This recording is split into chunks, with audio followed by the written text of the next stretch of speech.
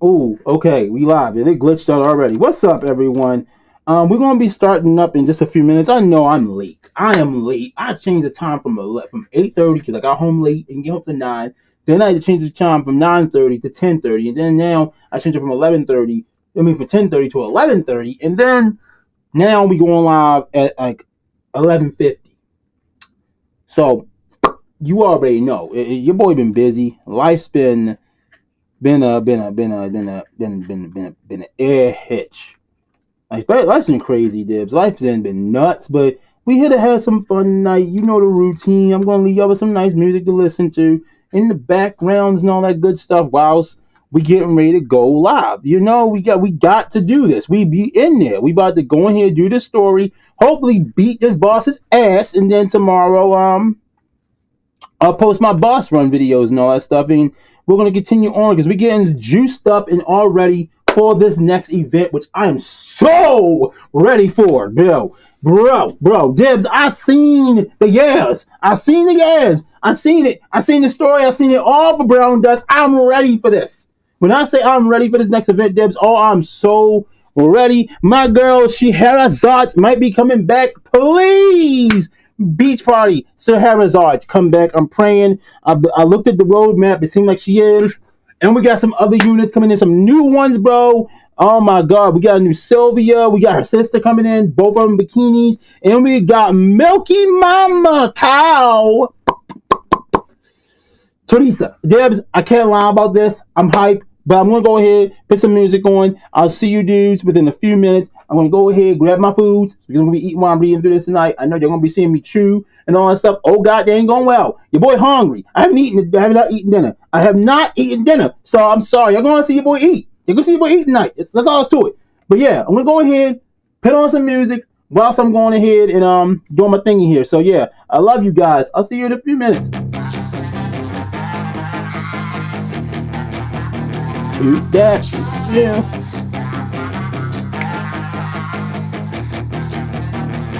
Yeah, she's got some nice long hair, and you know that she's a bad chick. All the boys stare, can't help it, it's a habit. Clothes that she wears, short skirt and a jacket. I just wanna get her all alone on a mattress. I just wanna have it, I just gotta have it. Rumors all around say her body is fantastic. All natural, not a piece of fur is plastic. Head to her toes, yeah, they say that she's a bad. Yeah, there's whispers all around, say she has a reputation. Don't believe it till I see it, so I want a demonstration. And I've always learned it better with a hands-on education. So I need a private session, if you get what I am saying. And they say that she's not easy, no, she's really complicated. But that only makes it better, and it's got me so fixated. And I'm not the type to wait around, I've never hesitated. But she's got me captivated, so the game, I'm gonna play it, yeah.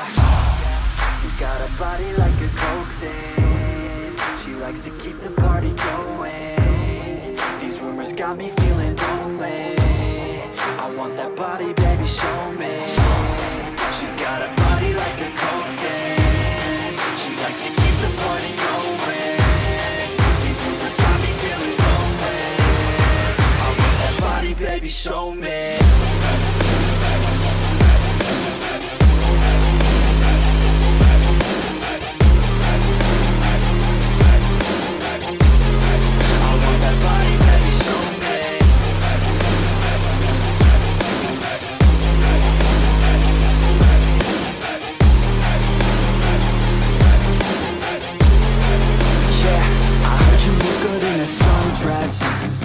I heard you look good when you're undressed.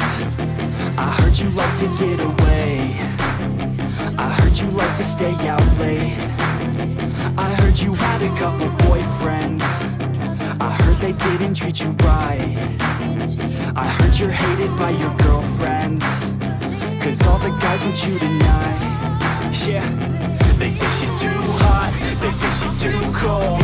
Where she came from, nobody really knows. They say she looks young, but say she acts old. From everything I've heard, she gets out of control.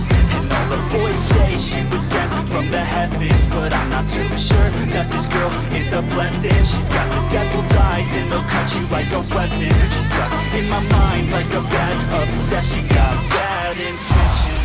She got a body like a coke thing.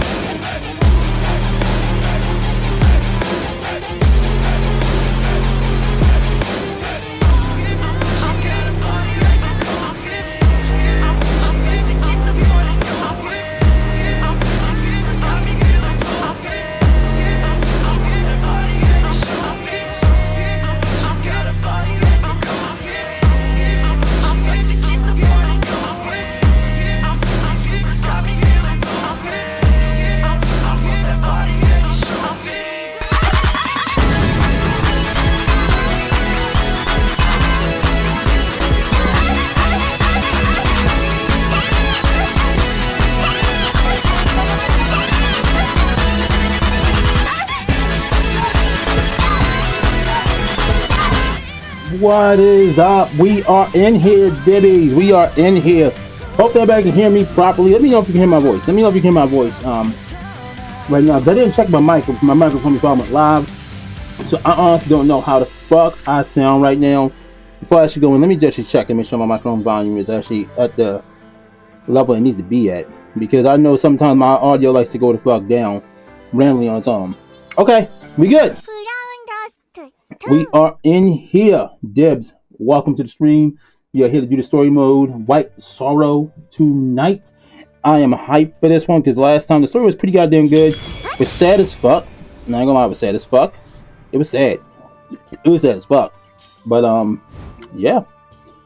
We in here today though. We in here to do this. I'm gonna start gathering up these firestones too before we go in. Because as I mentioned, we do have a new Sylvia coming out, and we also got her sister coming out as well. I don't actually remember her sister's name. Actually, I could be wrong. Sylvia could be the fire one, and the sister might be the water one. I'll actually go and show y'all right now. We're getting water. We're getting 2 summer versions of those characters right now. Let me see. I'm gonna click on that. There we go. We got 10 tickets right there, so you can use that for a draw real quick as well. But yeah, let me go to our companions real quick before I actually go into here right quick. Let's go ahead and do that for a moment. So we got a new variant of her coming out. Reba, I think her name is Rubia. Rubia is coming out. We got a new version of her, which is a summer variant. And then we have a new version of her sister coming out, which is going to be a summer variant as well. So pretty damn excited about that. Pretty goddamn excited about that. Cannot wait, honestly. I really want to see what the dealio is going to be here. So yeah, matter of fact, give me a sec here. My bro actually asked me to share the link with him because he wanted to drop by the live stream tonight to see what was up. So I'm gonna do that right quick. Go here, the messenger, and start right there. Yes, it's into him, and there. And hold on, I'm sorry. I meant to do this while I had y'all on waiting for a moment, but I just didn't manage to do so. So my bad. Okay, there we go. That part is done now. So, all right. So we have new versions of them coming out, and we also got a costume coming out for her, and I'm hoping that we'll get the summer version of her again, so I can actually try to get my hands on that. That would be really, really good, really, really awesome if we can. So that's something I'm looking forward to right there. All right, so let's go ahead and do our freebies because I ain't doing no draws. As you can see, I got 510 tickets right now. I've never had that many tickets stored up there before. Like, that is phenomenal in my opinion that I have that many stored up right now. That I'm doing Gucci. Like, I would love to get to 1,000 and something. Like, that would be cool one day to get to that damn many. But I know I'm not going to get that high. At least not right. So perfect. 말이 필요 없는 masterpiece예요.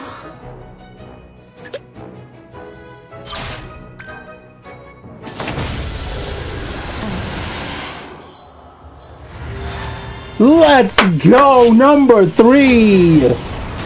All right, so now we're at 520 tickets. Let's go, number 3, 520 tickets. Okay, I can't complain. 520 tickets, bro. Wow, I did not expect that right there. Yo, if that isn't worth a like, yo, I don't know what is. All right, so I do have the crew here. I'm about to pop into the stream, the group now. There we go. All right, so I am in here. We got Morgan Moonlight IB. We got our boy, the man, the Black Air Force Ninja himself. We got Ruben here. And of course, we got the man, the myth, the legend, the king of all degenerates himself, Forever Koi, in here. I already mentioned we got the gorilla woman, Morgan Moonlight, in here. So, I mean, I don't think...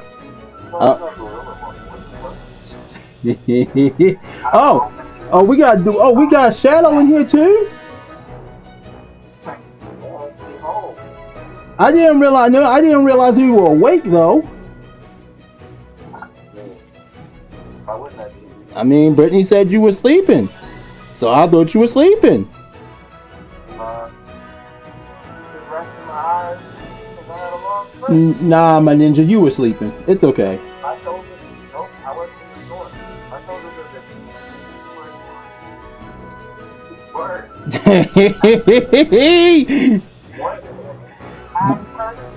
Wifey turning on you, Dom.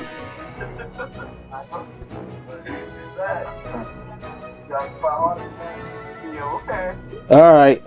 Let's do this 10 draw real quick, Debs, and then we're going to jump into the story. Let's see if we're going to get anything. Nope, all booty cheeks.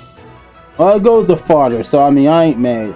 But we got 510 right now with 9,300 gems. What'd you say, Brett?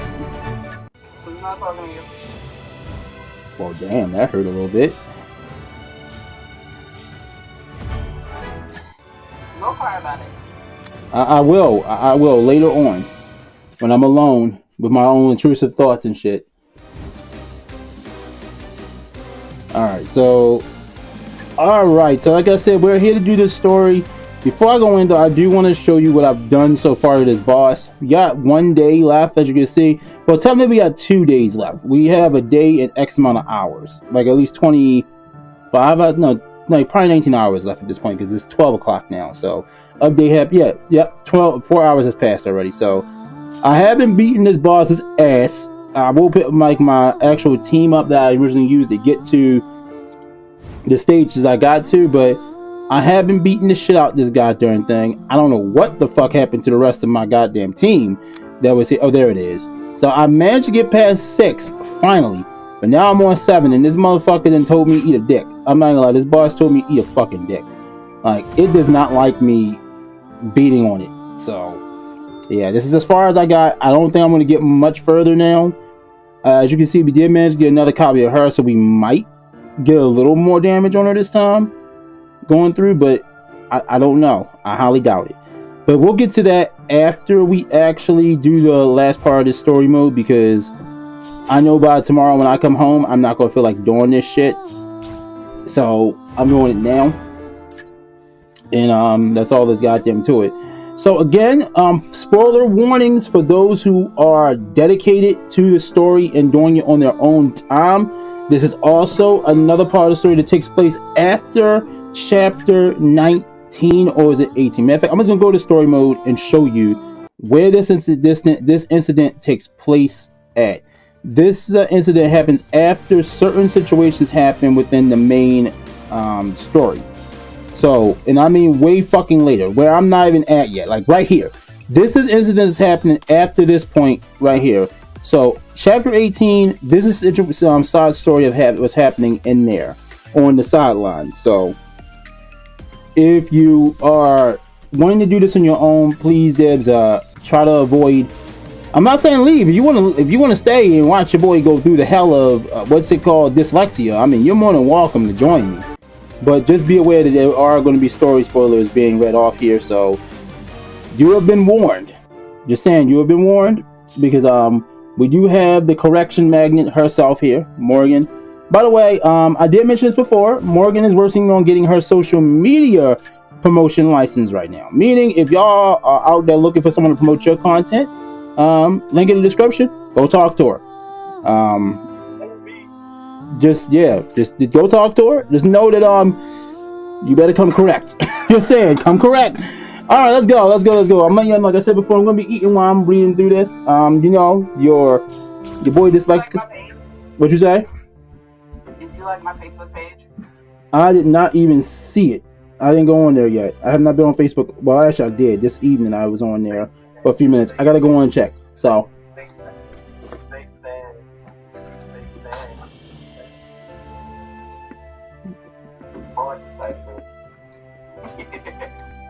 What that darker than night sky nigga say? Say you're a fake fan, fraud detection. Okay. Cool.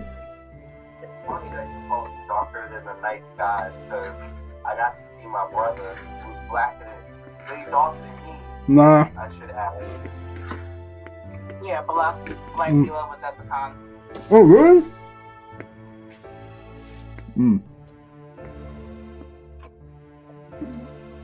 You said Blackula was at the con? Yeah. That's what's up.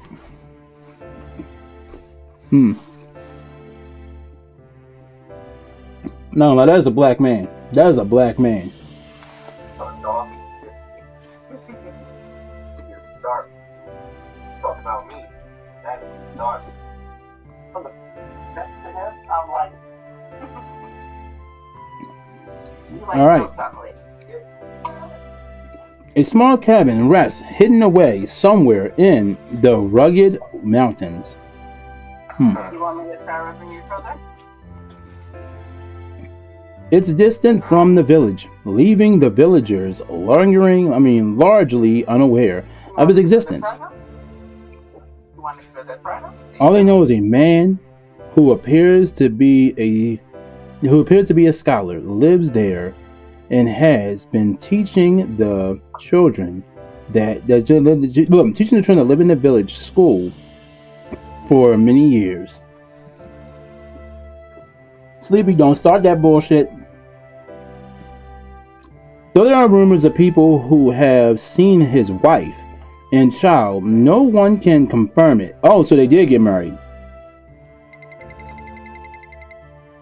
Raffi is going to go play with her animal friends again today. All right, but you have to play only in safe places. Well, of course, she's a fairy princess. Her ass needs to stay close to the fucking house. She's the last fairy that's living right now. All her family is dead, yo. God damn, they killed every fairy last part, yo. Damn. Stop being such a worrywart. Okay, look. I want to be real. The shit she went through, she abandoned her own people. She is a freaking supreme being. She's a freaking Valkyrie. She left her own people, decided to stay here to protect your ass. Don't be a worrywart. You're the last living fairy in existence. And everybody trying to get your little ass. They trying to kill you right now. So you need to shut the fuck up. The villagers are completely unaware, but the individuals who they think are a man's wife, and a child are no ordinary humans. Rafifia is the last fairy princess who survived the fall of the fairy kingdom. She also is constant target for warlocks because of her pure and vast mana. And Olivier, true identity is that of a Valkyrie. Hanson should be coming home soon. Should be coming home soon, early today. The world of the Valkyries is a distant land of light, and placed near the demigods. That's another thing I want to say. If y'all missed the last part, dude, her master is a bitch, and the fucked up part is she taught the little bitch that's her master now. She is a bitch. Mind you, she was a bitch in the first Brown Dust too. Which, seeing as though events from this, since this is a prequel, I can understand why she's such a bitch in Brown Dust. I don't get that. Why the fuck is this called Brown Dust 2 when this is the prequel? So it should be called Brown Dust the prequel. That's what they should have called this one. Oh, I'm glitching. I'm glitching like a motherfucker over there. God dang. Makes no sense. That she chose to remain. Yes, she chose to remain on the surface world. Well, that's because, okay. So, context. She chose to remain on the surface world because of dick. I'm just gonna be real. It wasn't because of Rafia. She saw that little nigga that she was about to kill in the forest 20 years ago grew the fuck up. That nigga got a big ass chest, broad shoulders. This is the first time she saw a grown ass man in person, close up, and things happen to her body that she's never experienced before. I'm just letting you know that's what the fuck is going on right now. We know. That's what the fuck happened right here, Dibs. Don't think it. Yeah, Rafia's there, but having reactions and sensations that she's never felt before. Yep. God only knows what the fuck they've done behind closed doors. I'm letting you know. They've been there for a couple years now. There's no goddamn way in hell that she has not jumped in that nigga bed. I'm being real, Dibs. I don't care what no one say. Y'all can swear up and down in the comment section if she hasn't. Listen, she ain't that goddamn pure, okay? She ain't fucking pure no more. She has been corrupted. So she might as well take it all the way to the goddamn sky and back. Oh, goddamn it. She chose to live with him. Chose to live with a human to protect Rafithia. We already came to the conclusion that's not why she here, but we're gonna let y'all believe that, okay?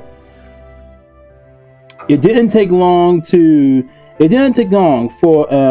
officiate feelings. For affectionate feelings to bloom between them. See, I told you. They already put it out there. Yeah, she want that. She want that. Olivier accepted Hansen, the human, as her partner. See, they telling on the damn self now. And not long after, she carried a new life within her.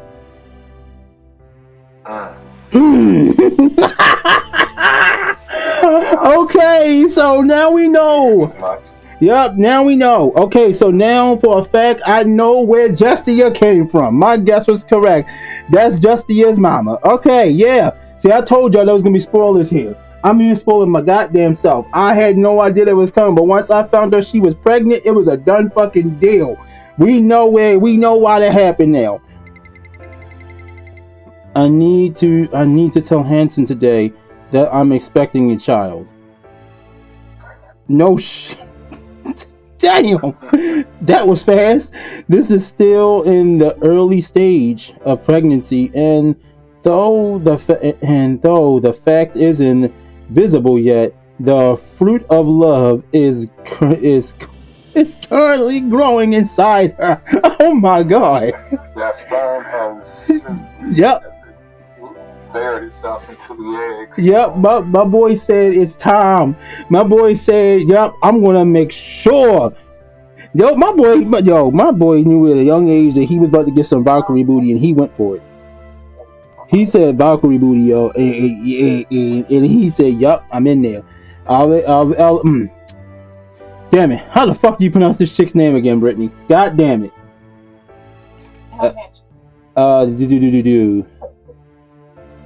Olivier, not Olivier. Olivier, thank you. Olivier gently strokes her belly.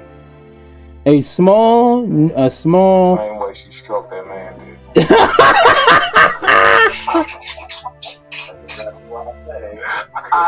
I don't know what you want.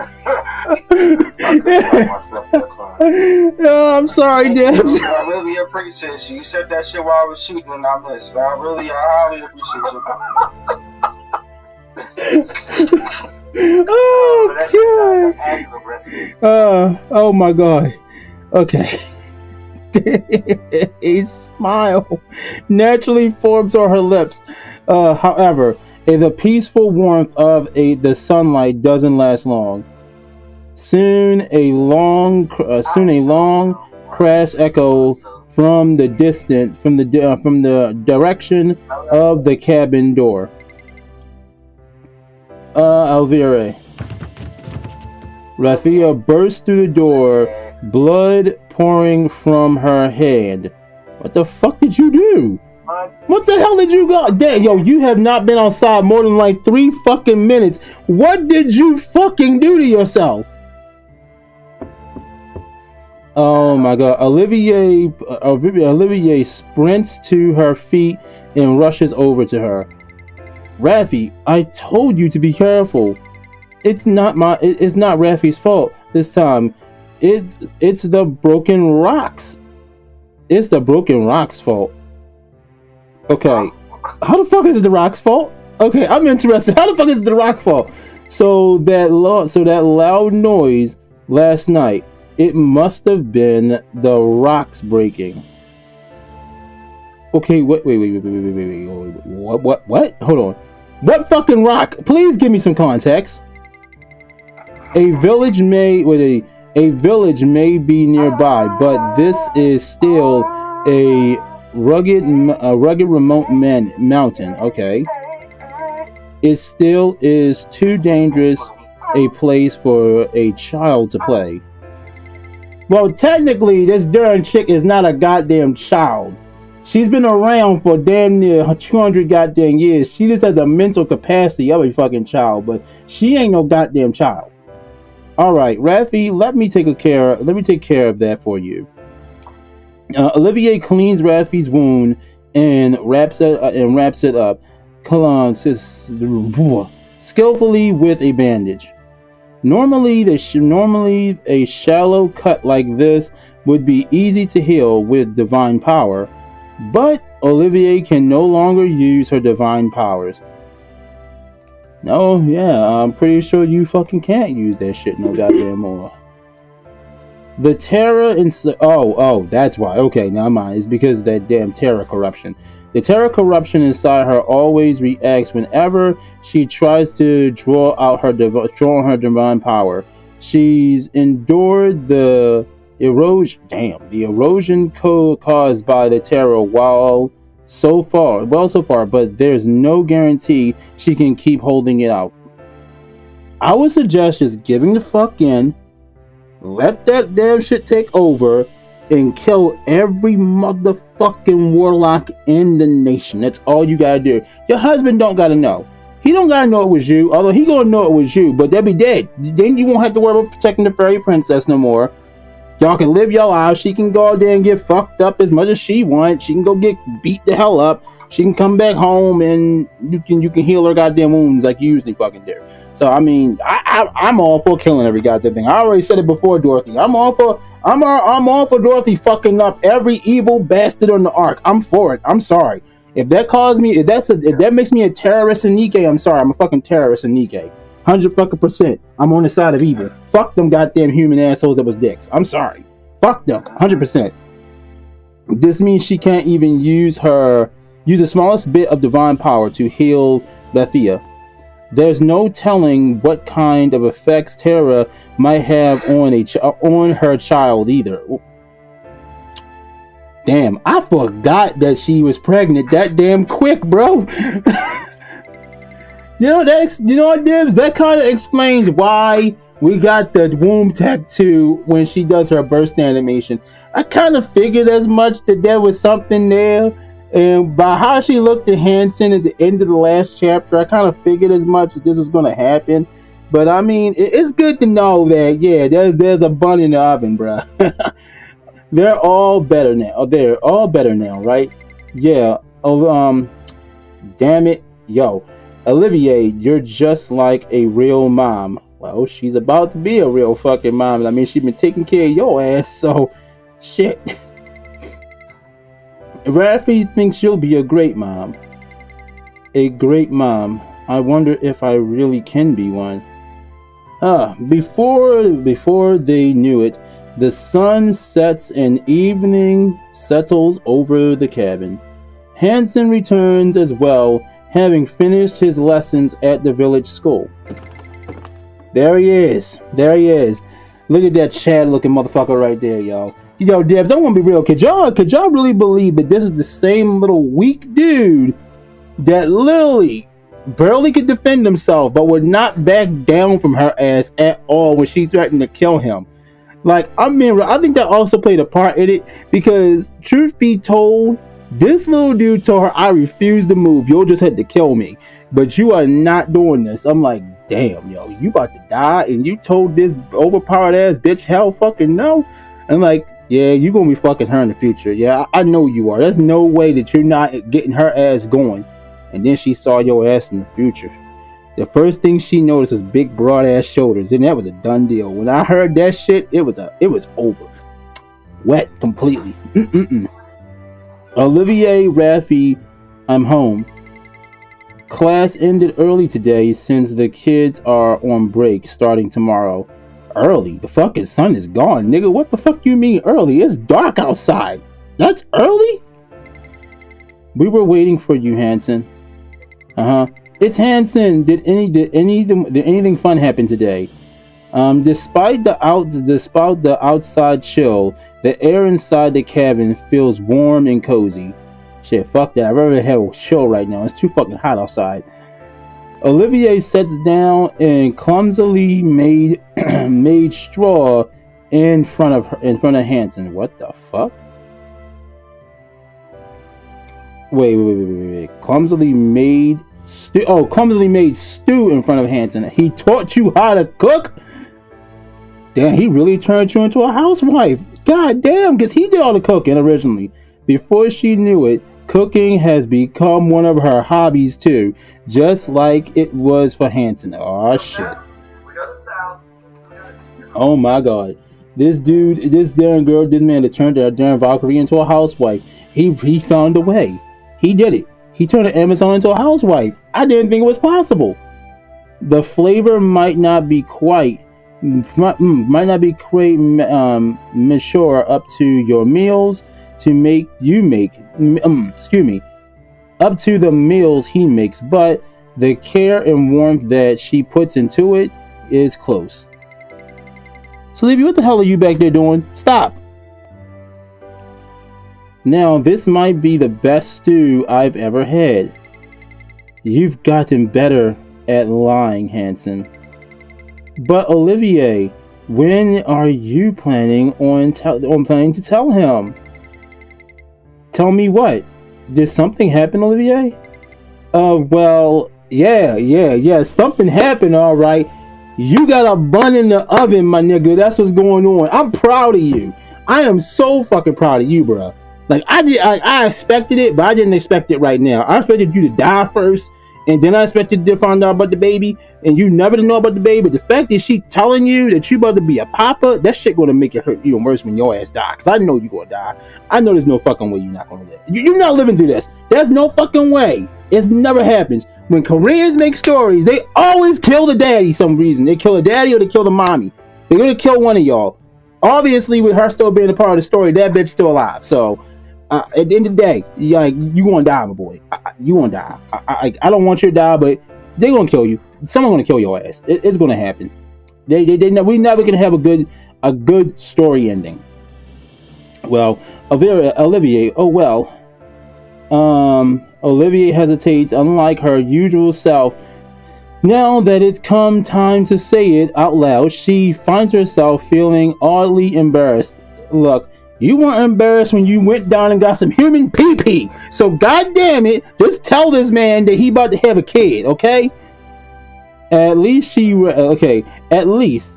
rests her head gently on her lower belly.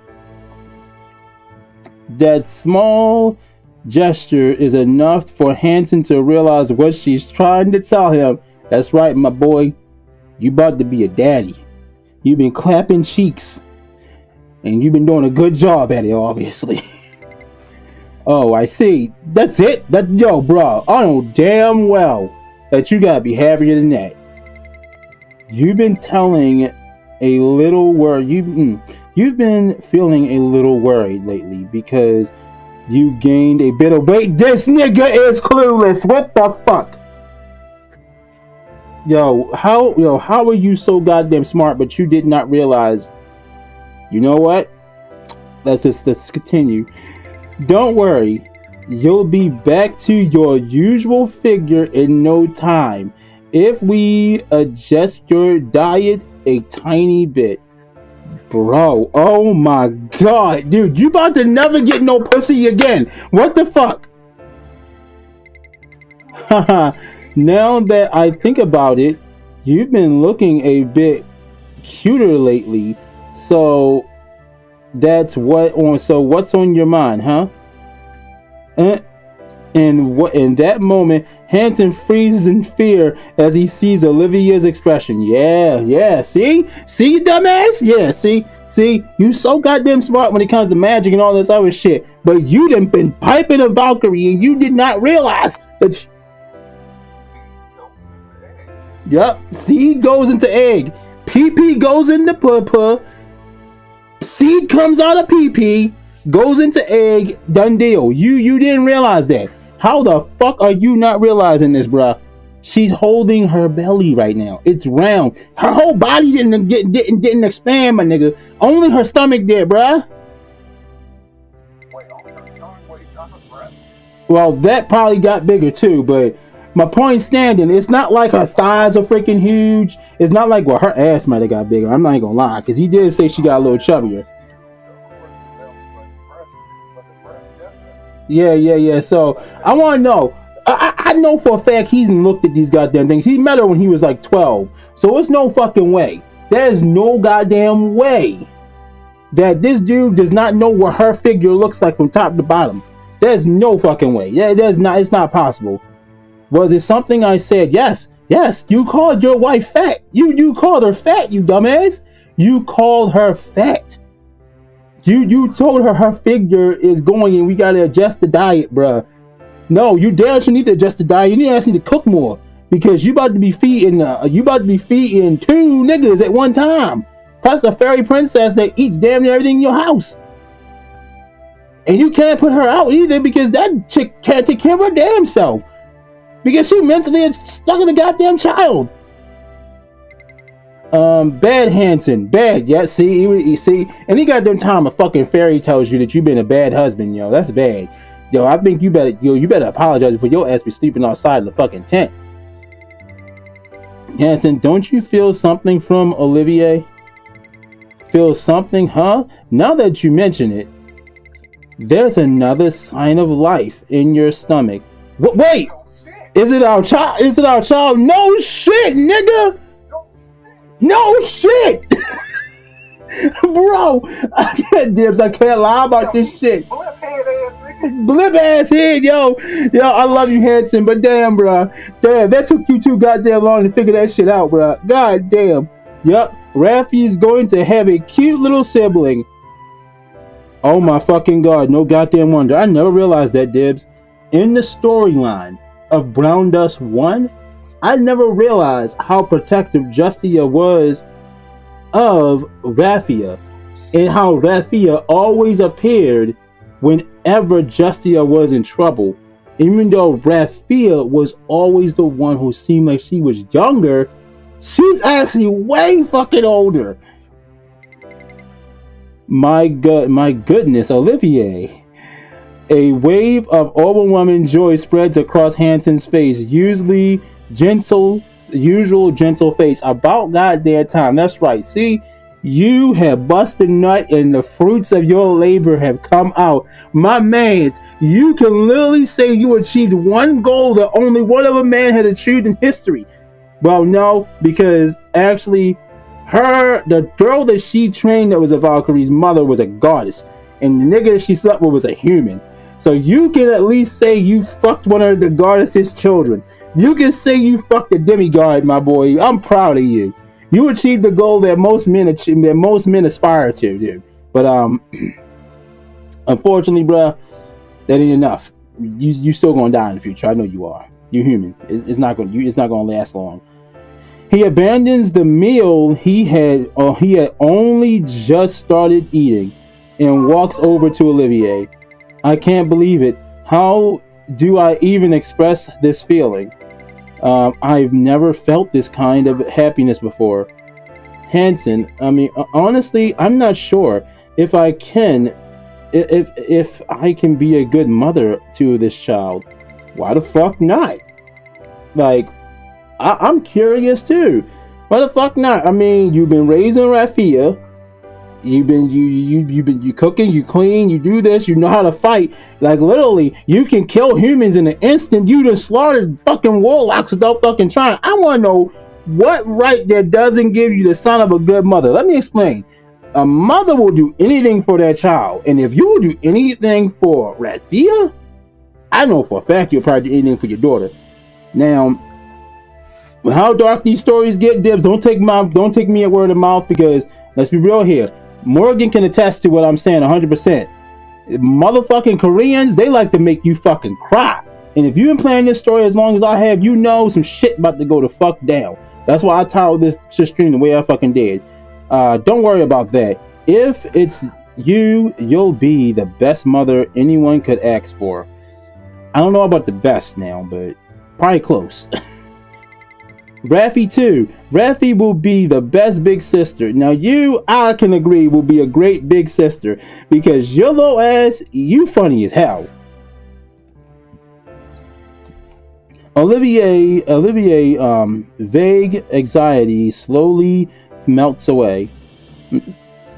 She wants to share the happiness she's learned with these two with her child as well. Meanwhile, Hansen is already muttering to himself and making plans. Damn. See, that's the sign of a real ninja right there, yo. He just found out. He already like, yo, I need to get this. I need to get this. I need to do this. We need to do this. We need to do that and this. God damn. Yo, Brittany, this is the type of nigga that most kids need in their life as a father, bruh.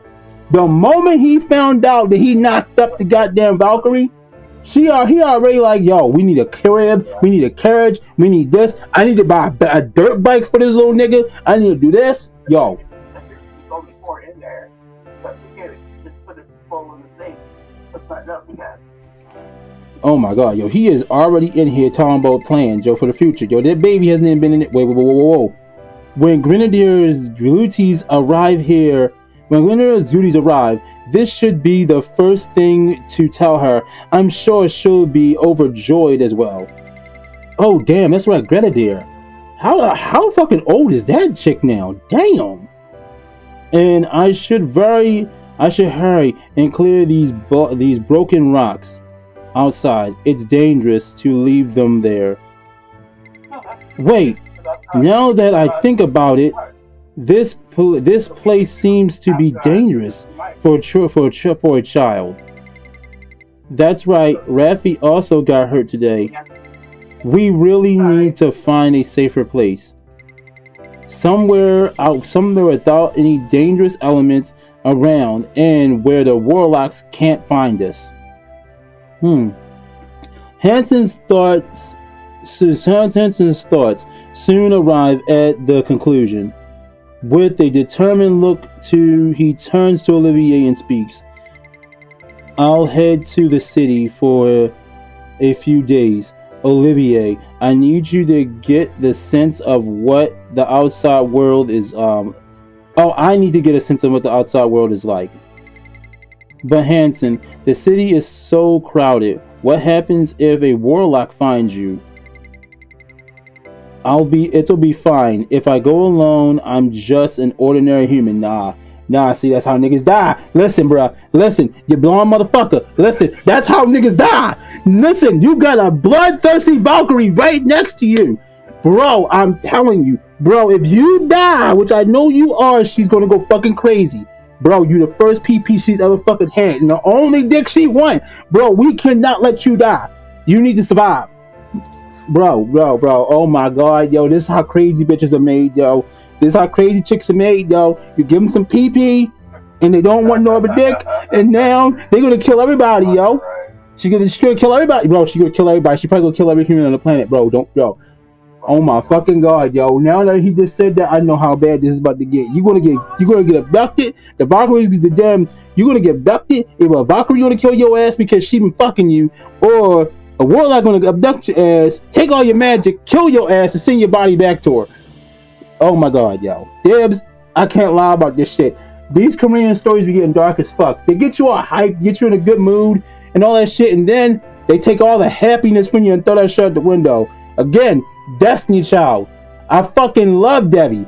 Favorite goddamn character in the goddamn game. I don't give a fuck what no one says. That annoying annoying badass nigga is my favorite character. I don't give a fuck. I already stated, yo, I would fight. I said if I was possible, I would bitch slap her master and be like, nigga, if you don't kill that motherfucker right now, I'm going to do it for you.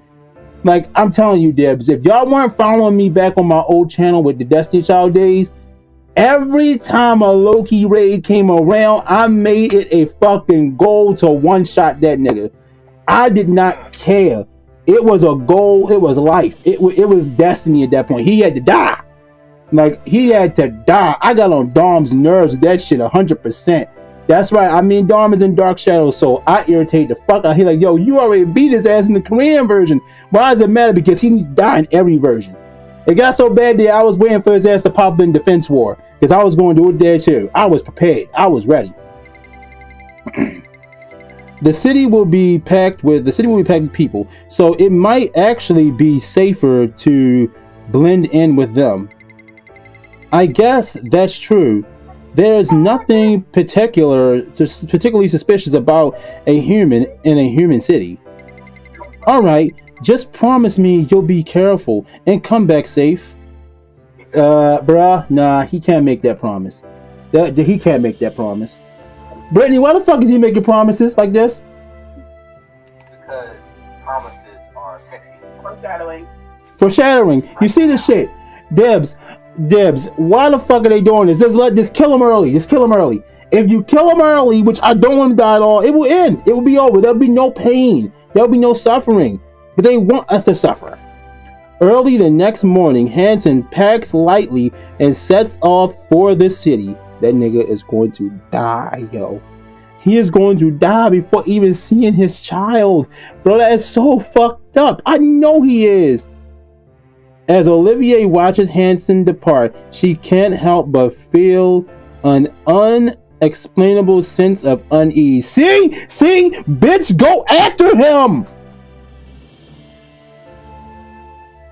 Bro, in that instance, if you feel that shit, let me explain how black people work.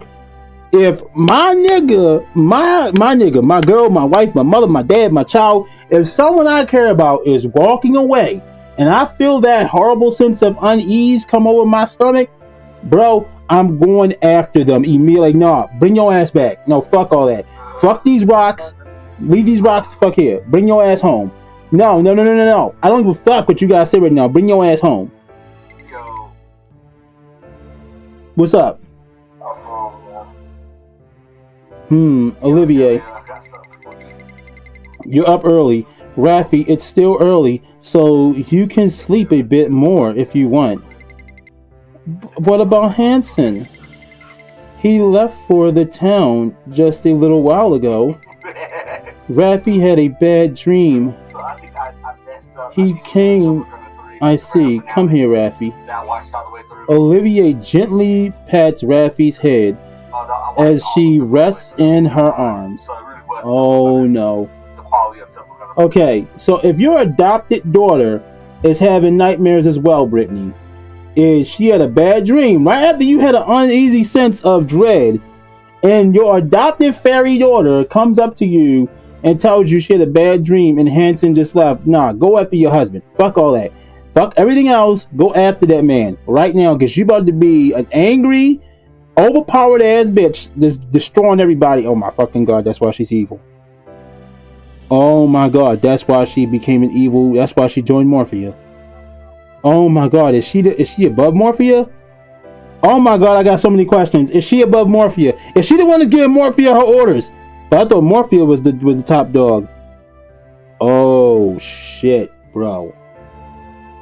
Hold the fuck on. Shit is about to get real as a motherfucker. Okay, Olivia speaking softly to her. Okay, so we did that part.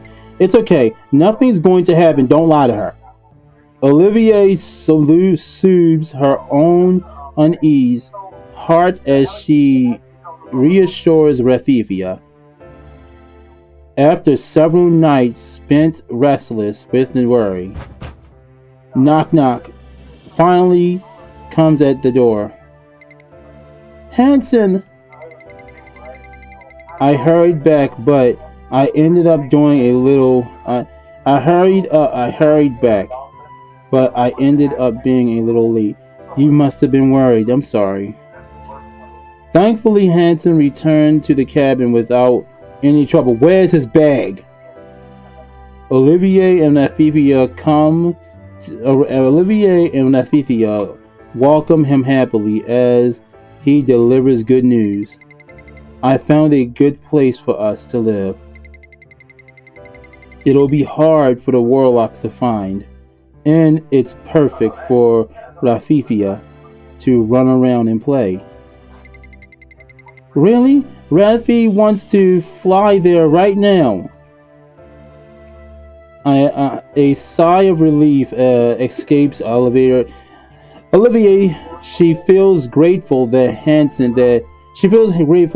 his happiness can still continue. Thank you for coming back safe, Hansen. My family is waiting. My family is waiting for me. Of course. Oh, my family is waiting for me. Of course, I had to come back. And actually, I've been thinking about a name for our child. Did you think of a good one? Gestia. I thought of over 100 names, but this one feels the most right. But do you think naming her our child Gestia? Gestia, yes. It sounds like a name. Well, righteousness. Okay. So I was right. She's Gestia's mom. I heard that children take their father's surname in the human world. In that case, our child's surname will be his name is Elderfit? Wait. Edelfelt.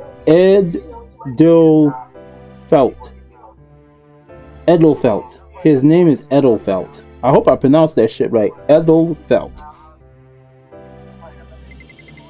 Gestia Edelfelt. Olivier pronounces the name slowly. Just saying the name fills her with an inexplainable, affectionate feeling. I'll cherish this name the most forever. Gestia Edelfelt. I'm the one that did something. I was so used to A name so precious that she wouldn't hesitate to give everything she had for it. Olivier repeats it over and over again. Okay, I know it took me a long ass time to get through that part, Diz, but I just could not believe this man did not realize that he knocked up a goddess. Hold on, Diz. I'm gonna take a bite of my food real quick. You can have it. As soon as something goes missing. So.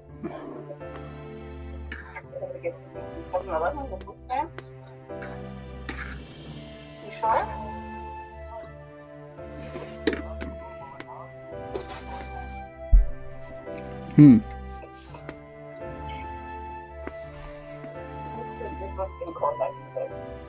The last night in the mountain cabins arrived. Starting tomorrow, there are plans to move to their new home. After this, you have to start coming to our new house, okay? Also, make sure you tell her to come visit when Gestia is born. Rathithia chats with the glutees sent by Grenadier. Olivia and Hanson watch her with tender looks in their eyes. I think Raphia will be a wonderful older sister to Gestia. I wonder what kind of child our Gestia will grow up to be. Olivia questions, carries a tender sense of hope and affection. After a brief pause, Hanson looks into Olivier's eyes and says, Gestia will grow up to be strong and righteous just like you. She won't back down in the face of evil, and she'll bravely overcome any trial that comes her way. As Olivier imagines that future, she cannot help but say her former Valkyrie self overlapped with Gestia in her mind. And it was a time of honor and pride, but also a lonely period. After a moment of thought, Olivier finally shares her own wish. I hope she takes after you in some ways as well. I want her to be gentle and kind. I want her to be a gentle child, one who knows who to make warm meals for her weary companions. Aww. You know what's crazy though, Dibs? Everything they wished for is literally how Justia ended up. Just like how you helped me get back to on my feet when I wanted to give up. Just as Hansen had done for her, Olivier hopes that Justia will face even the most hopeless situations ahead. Oh, that is very true. That is very true. The girl gets cursed and everything. And at the same time, she wishes for Justia to always have warmth in her heart, no matter what. Yes, I'm sure our child will turn out like that. Not long after, Rafifia returns after seeing the Gluties off. Rafi made sure to tell them everything. They'll definitely get to Gluty Forest and tell Grenadier everything. Thanks, Rafi. Do you want me to bake you our favorite cookies? Bake you your favorite cookies. Rafi wants cookies, but Rafi will hold back. Rafi doesn't want Olivier to push herself. It's okay. I'll bake them for you. Olivier, you just focus on resting. As always, Hansen is a fine cook. He's just about to place the finished dough in the oven when a scream-like sound from the Gluties is heard outside. What was that? Strange. The ominous feeling I had before is back. The sensation of unexplainable. The sensation is unexplainable. Olivier's body shudders when the unfamiliar chill. Hansen previously calm expression hardens into a cold stare. He steps in front of Olivier and Rafifia, shielding them as he moves forward to the door. It's someone out there. Hansen calls out innocently, pretending to be an ordinary human man. Olivier looks out the window. She sees the Gluties quickly disappearing as if they're running away. When there is no response, Hansen releases his mana to scout the area outside. This energy. Get Rafifia out of here. The back door, quickly. Got it. Olivier leads Rafifia to the hidden door at the back of the cabin. Rafifia, just as we practiced, remember? Are we really doing this? But what about you and Hansen? We'll be fine. Hurry up and go. Find Grenadier and ask for help. Okay. Rafifia slips out the back door and takes off running. Seeing this, Hansen quickly nods and grips a dagger. When magic swords materialize around him, aiming at the door. Hansen. Don't worry, Olivier. It's not long before the unwanted guests arrive. Despite the door being firmly unlocked, it is violently split in half and crushed to the floor. Through the broken door, two warlocks step into view. Indeed, it's just as we were told. Indeed, no human. One human, and I feel it. You're a Valkyrie. Tension flickers across Hansen's face. It's a shame, but the fairy princess isn't here. So it would appear. If she were, her magic wouldn't be so faint. He told me I'd miss the fairy princess, but I didn't expect it to actually turn out this way. How strange. He is none of your business.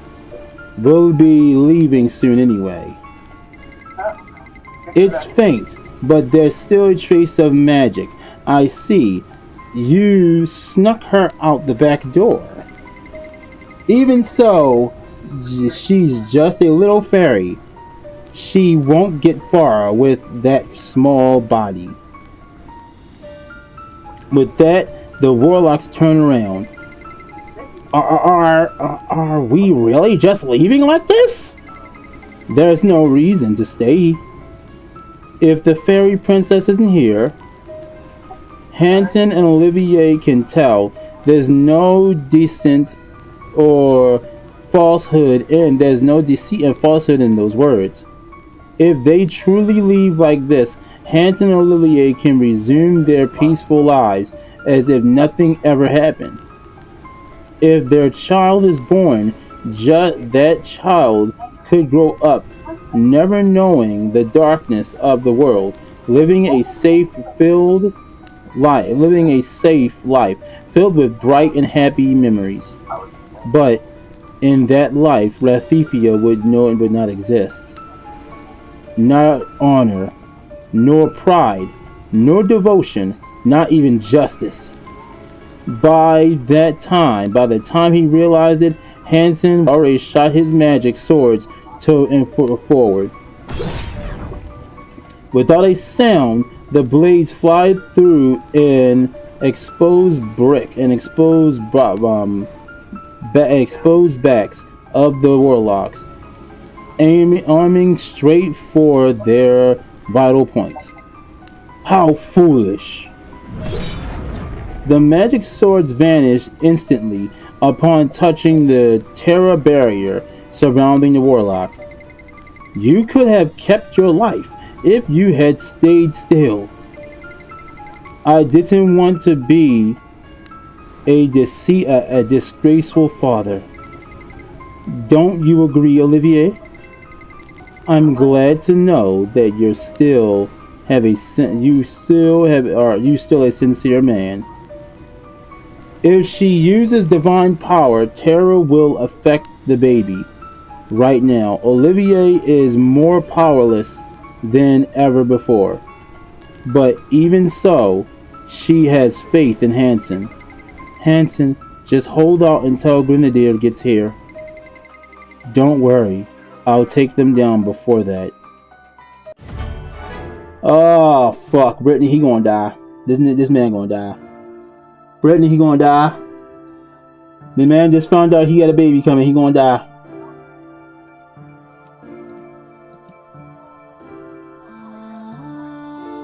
Oh God, Dibs, he gonna fucking die. See, this is why good. I think it was the same studio that did the Rob Dyrdek cartoon. This is why good PP doesn't get touched anymore because of shit like this. Like the chick is gonna die. Oh, God damn it. He gonna die. Damn. I'm sorry, Dibs. Like, he gonna die. Oh, I'm sorry, people. I'm sorry, homies. I gotta take another bite to eat. I'm hungry. Like, I'm really, really hungry. Dibs, it sucks. He is going to die. I know he is. Because I have not seen Hansen in the future at all.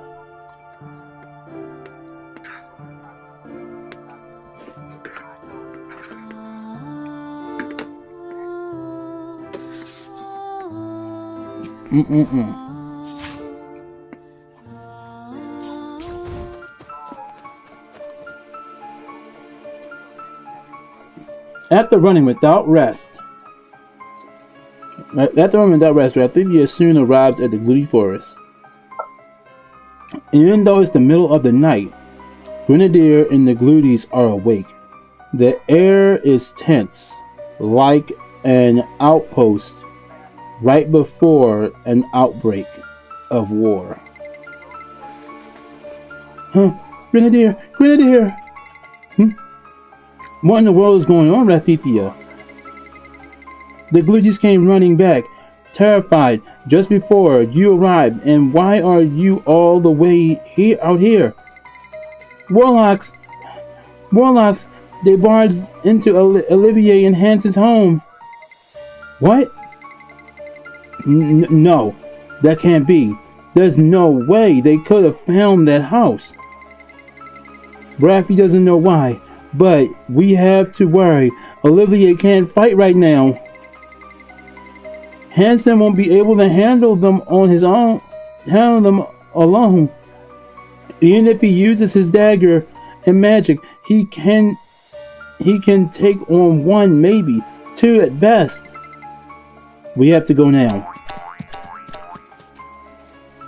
Guinevere quickly rallies the Goodies and takes Rathithia. I hope I'm pronouncing that shit right, because I always call her Raffy. I don't usually call her full name. Rathithia. To begin running again without a moment to catch their breath. It's a long and brutal cold night. Meanwhile, the standoff inside the cabin continues. Hanson summons several more magic swords, but every strike shatters before it can reach the warlocks. Is this all the magic you can use? You're rather pitiful. I should finish this before the trace of the fairy princess's mana disappears. A portion of the warlock's terror slips out from his body as he raises his arm. Soon, that terror takes shape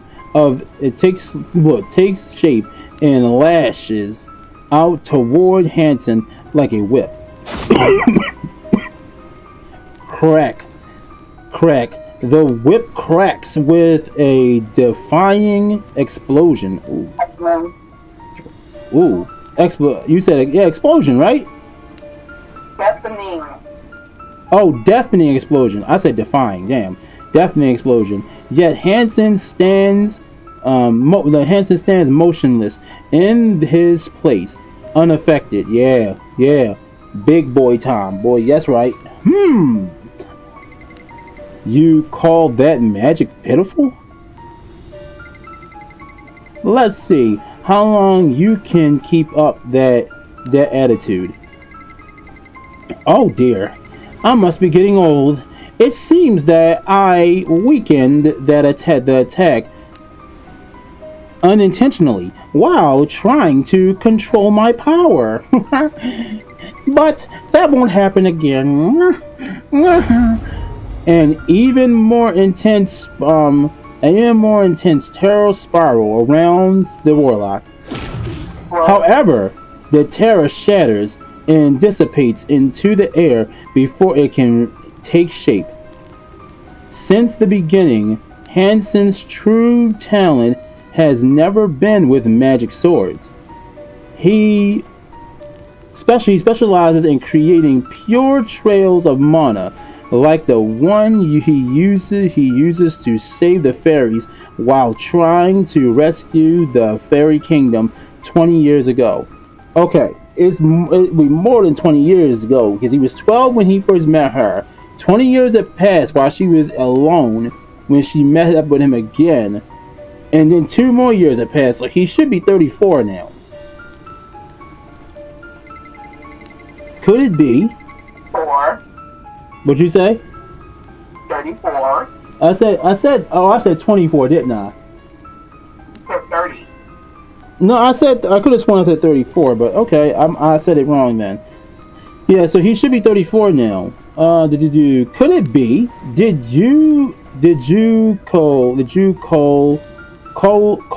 calculate and devise a flow of mana that completely neutralizes my magic? Yeah, bitch ass nigga, I did. What the fuck? Well, he did. That ain't me. What the fuck you gonna do about it, bitch ass?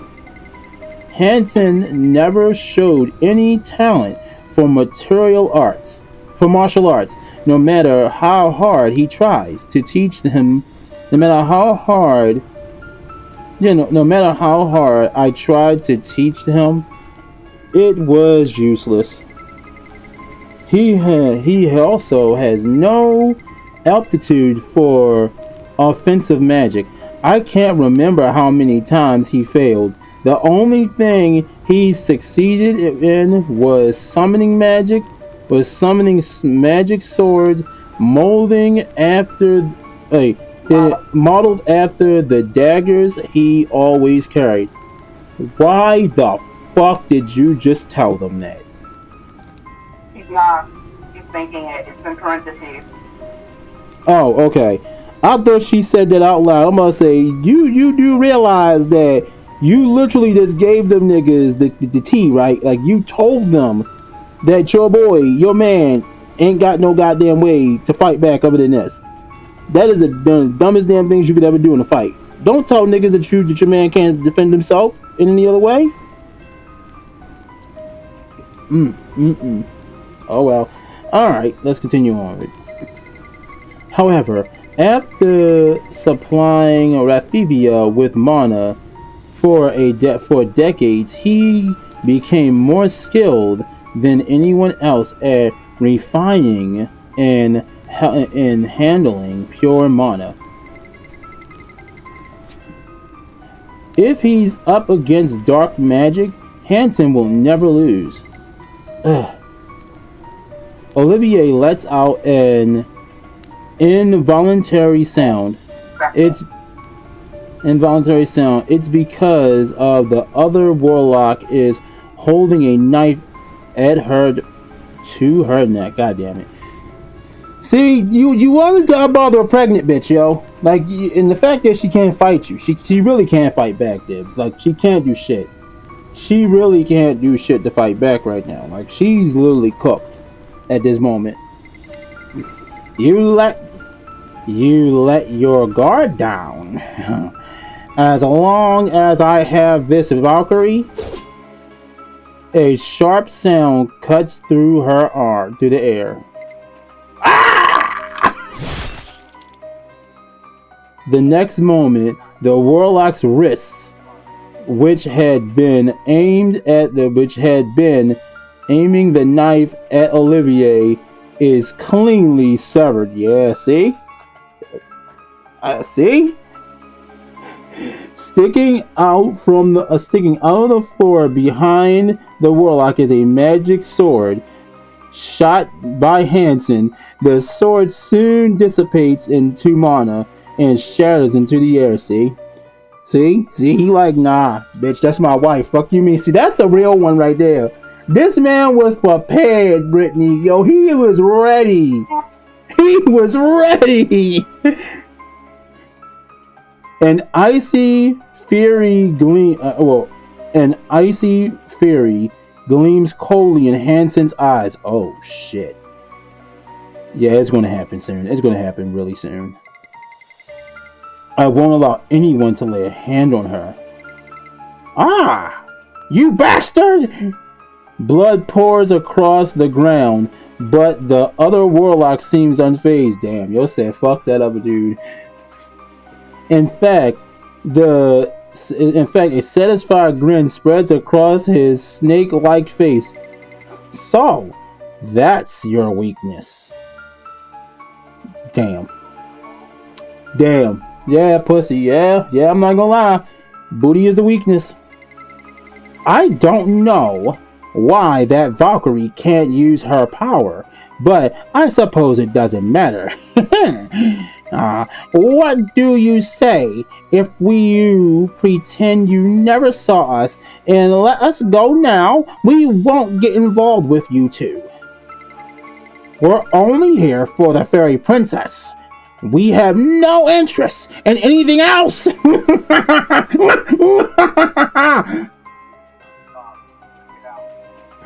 Oh God. Y'all never lay a finger on Rafivia. Is that so? In that case, you leave me no choice. The warlock raises both hands towards The two roses, both hands. Two hands conjuring through dark magic. Rise from the ground. No. There are more than just two. Countless hands emerge. Whoa, countless hands emerge. Writhing in midair for the brief moment before hurtling towards Hansen and Olivier. Hansen acts. Yep, there we go. Yep, there we go. He about to go. Yep, there we go. It changed. Yeah, he about to die. Yeah, he about to come on, nigga. Fuck. Hansen acts on instinct and manages to nullify most of the hands, but the ones he fails to block sees Olivier gripping her tightly.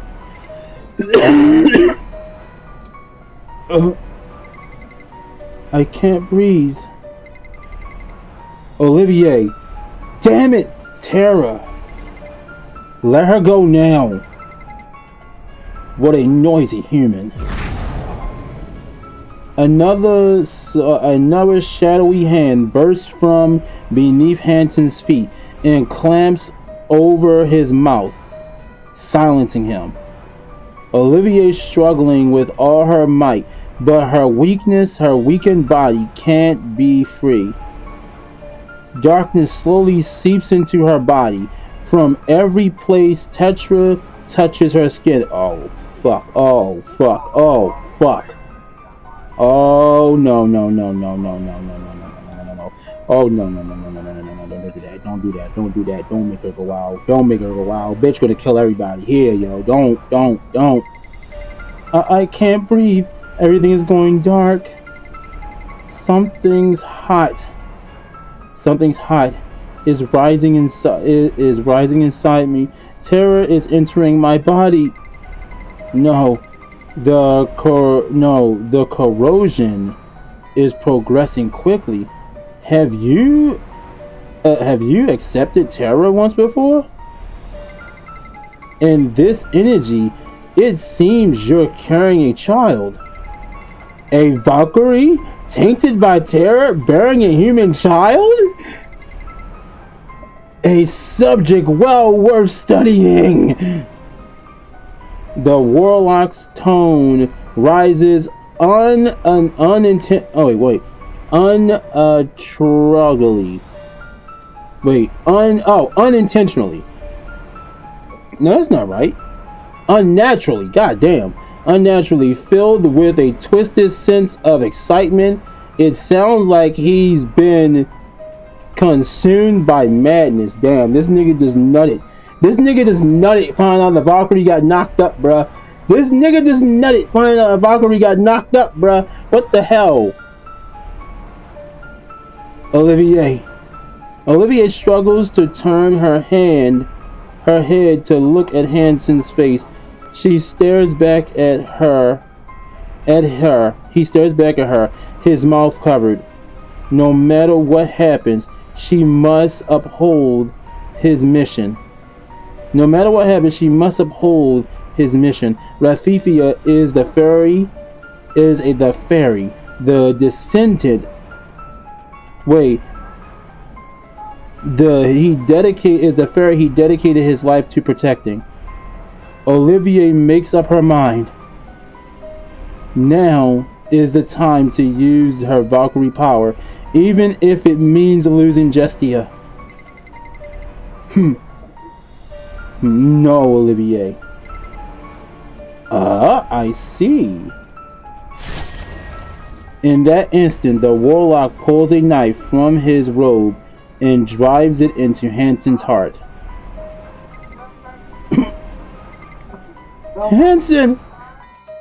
Hansen's body is pierced by the warlock's knife. Damn. Okay, I expect him to die from magic. Damn, that was brutal. That damn motherfucker stabbed a nigga clean to the heart. Yo, that was brutal as shit. Bro was like, nah, man. So yeah, we got a lot. We got next one called Darkness, Lost in Emptiness, A Noble Promise, The White Witch. What'd you say, Brittany? Then I'm going to sleep. Alright, night, Britt. Night. The White Witch, beginning of a tragedy, I think that says. Remaining promise between life and death. Damn. This is about to get dark. The dark magic hand that had the dark magic hand that been choking Olivier vanishes, but the terror that has infected her body proves too much. She stumbles, barely able to take a step before her legs give away. With no strength left to rise, Olivier collapses, her body surrendering to the weight of it all. Hansen. The sharp pain that constricted her stomach now spreads throughout her entire body. Olivier stretches out her arms and crawls across the growing pool of blood on the floor, slowly making her way towards Hansen. Blood continuously pours from the fallen Hansen. His condition is already beyond saving. No, Hansen. She's getting worse. Yeah, she's getting worse. Despite screams echoes inside the cabin, Olivier's consciousness, which has been hanging by a thread, flickers, teetering on the brink of collapse. Why him? Why did you kill him instead of me? Despair and rage simmers in Olivier's eyes, but the warlock simply sneers coldly at her, unfazed by her turmoil. Weren't you listening? It's because you're the one worth studying. He's dying because of your value. The high-ranking warlock slowly approaches her. Olivier wraps her body around the dying Hansen to protect him with everything she has. At that moment, a soft, lumbar whisper reaches her. It's struggling. No. At that moment, a soft, Lombard whisper reaches her. It's tremble, suggesting it might cause at any moment. It's Hansen's last words. Olivier, I'm sorry, please. Be happy with Justia. Even in his final moments, Hansen wishes for Olivier and Justia's happiness. No, please, Hansen, I can't go like this. You can't go like this. You haven't even met Justia yet. The warlock shadow falls over Hansen and Olivier. He speaks as if Hansen's dying from means nothing to him. Tone laced with ominous at the moment situation. Damn. What an unexpected test subject you've turned out to be. You make the fairy princess look dull in comparison. A test subject? Then you could have just taken me. Why did you have to kill him? Why, Hansen? because he was neither necessary nor interesting. The warlock taps the tip of his blade against Hansen. His actions is no different from how one might prod a lifeless animal on the street. Then, as if to confirm the kill, he drives his knife deep into Hansen's body once more. Oh no. Oh no. He did have one final use. He hesitant.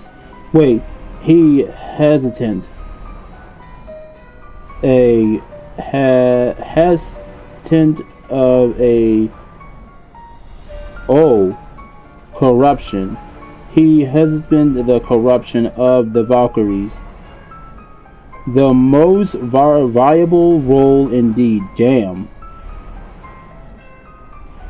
The warlock's words are insulting beyond belief. It's unbelievable to think this is how the man Olivier loved most meets his end. The one who had once lifted a broken Valkyrie and saved the last fairy. A searing heat ignites in Olivier's chest. It's a violent swell of emotion she's never felt before. A wave after wave of fury and hatred crushes through her. I'll never forgive you. I'll kill every last one of you. What's happening? There's something wrong with this woman. Lord, come on! To think I lived to witness this with my own eyes. The moment a Valkyrie fully falls to corrosion. Oh shit, her wings turn black. Bet. We're gonna get that screenshot real quick. Hold on, Dibs. You know how we are, Dibs. Anytime we see some good artwork, we grab that shit. Let's go.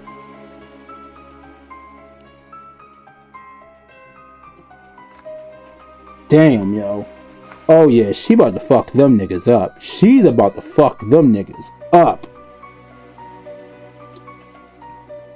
Wings unfurl from Olivier's back. The moment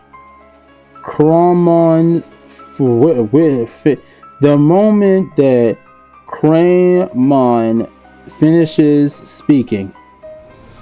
But they are no longer the pure white of an angel. They are wings seeped in complete darkness. What is this? What a wondrous moment this is.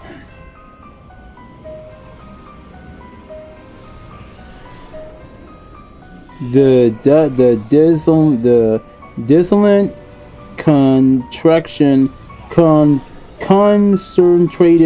concentrated flow of terror surges like a raging black storm.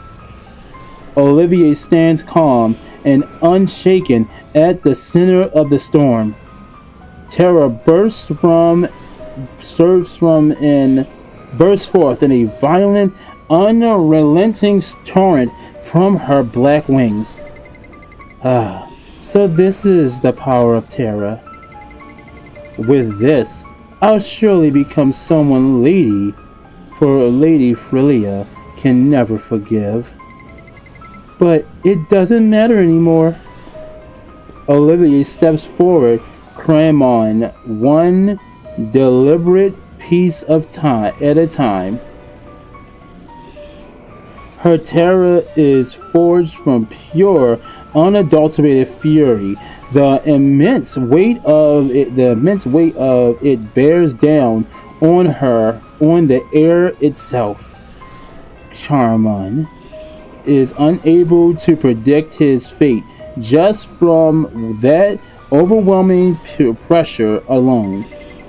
Such staggering power. This terror is so immense it can overwhelm even me. I won't allow you to run. You filthy... I won't allow you to run your filthy mouth any longer. I'll make you suffer for taking away the one thing I love most. Olivier's black wings sunder before extending towards Carmon. Just as Craymon's had done to Olivier, her wings completely enveloped him, as if it had been waiting for this very moment. The terror infused with her immense rage twisted with the warlock's limp, crawling and melts his flesh away. God damn! Whoa, what the fuck? It melted that nigga's flesh.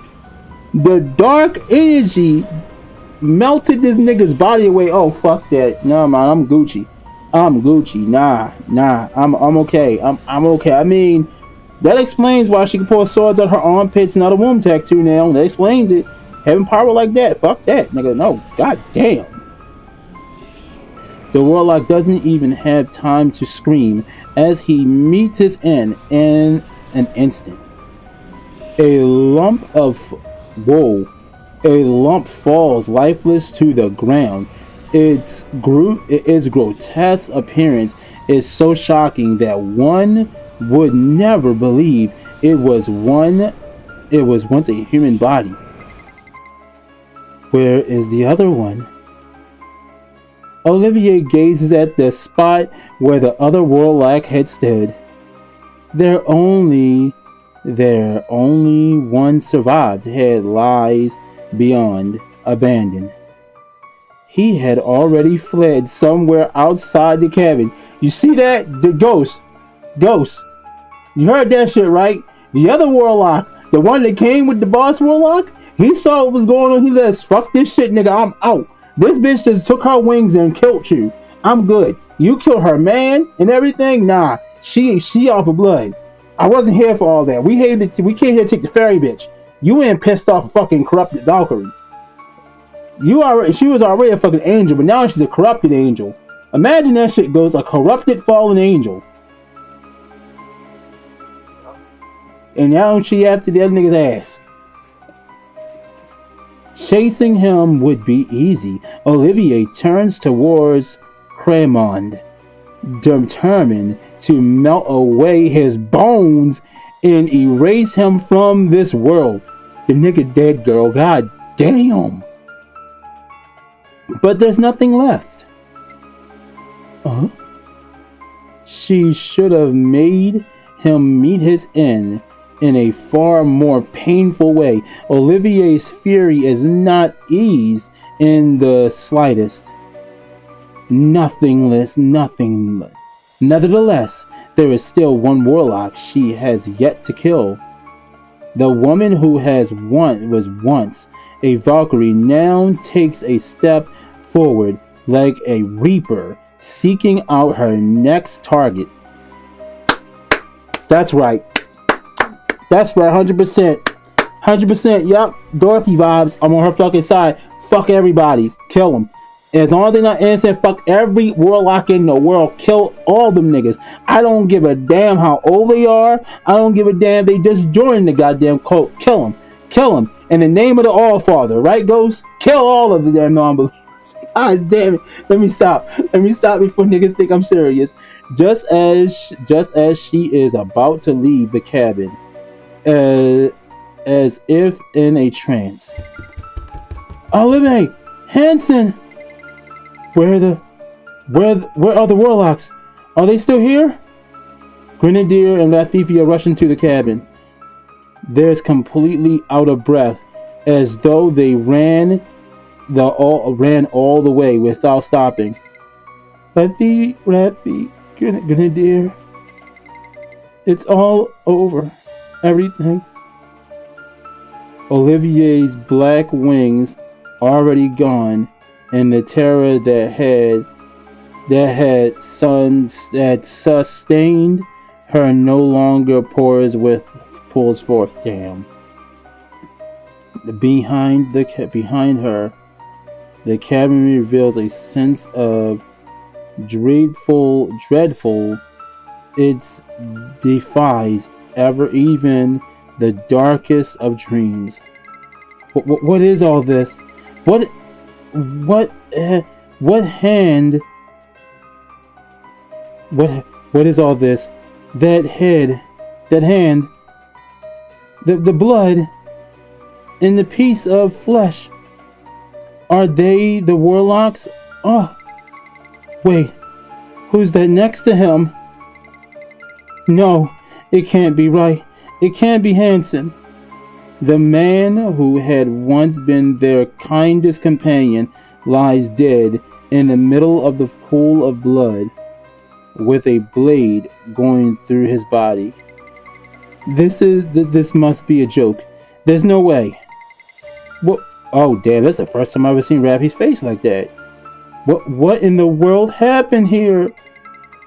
Whoever the warlocks that broke in here, if they were strong enough to kill Hansen, Olivier, you shouldn't have had the strength to stop them either. Grenadier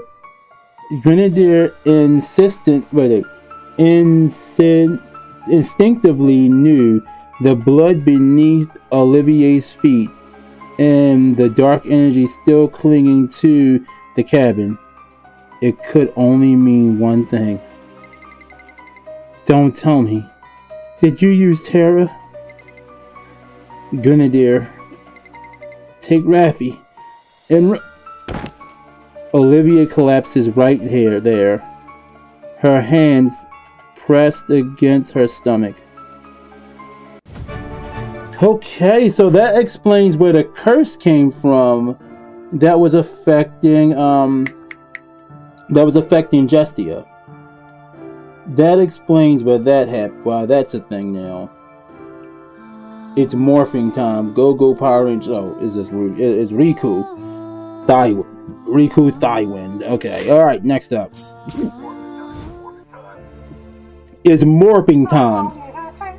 Hold on, Debbie. Let me take a drink real quick. Cuss him out because he's not talking.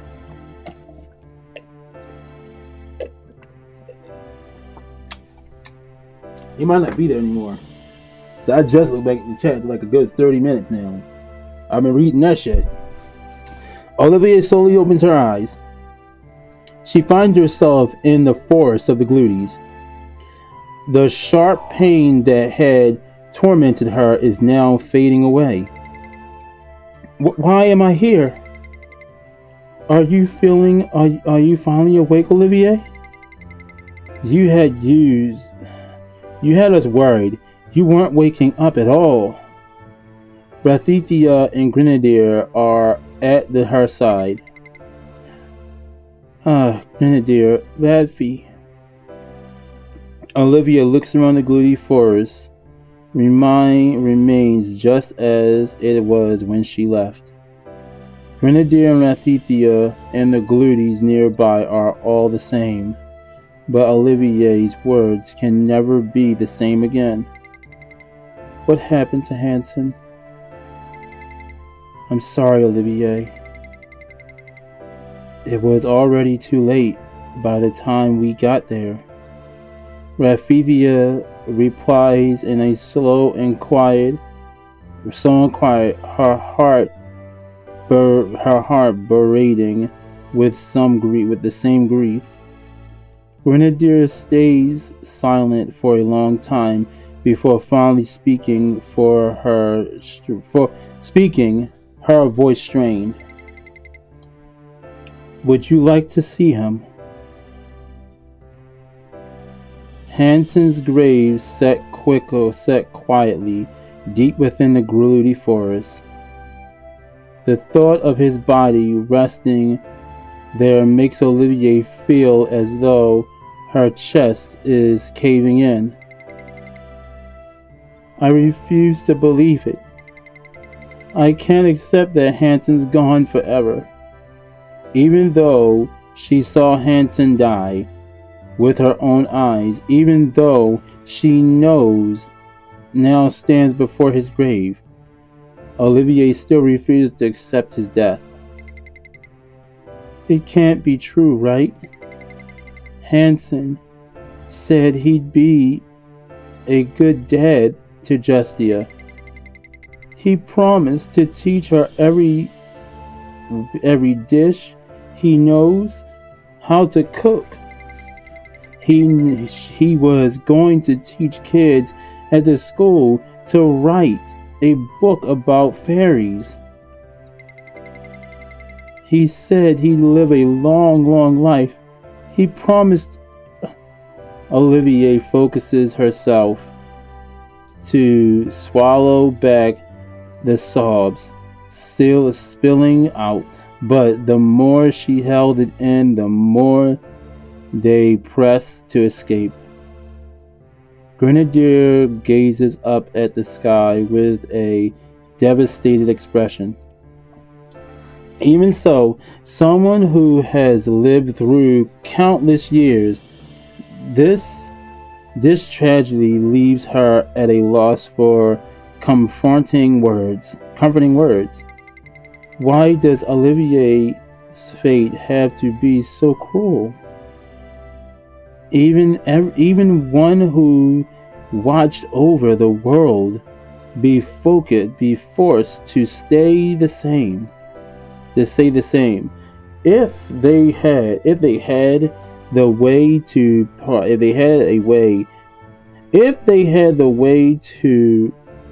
pride as the Valkyries shattered in the face of the fairies deaths, damn. If they knew about the decades she spent in seclusion, unable to return to her demigoddess, they would... Oh, hold on, what happened? Hold on, looks like we're having a connection error here, Debbies.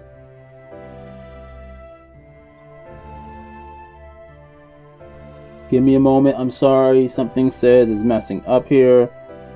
To activate, please enable this. Okay, it looks like it's back online.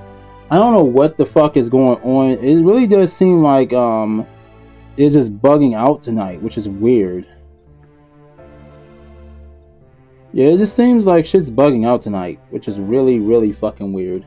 Alright, I don't know. Restream is bugging. Fuck it. Okay, let's continue. They would understand just how heartbreakingly short her moments of happiness have been.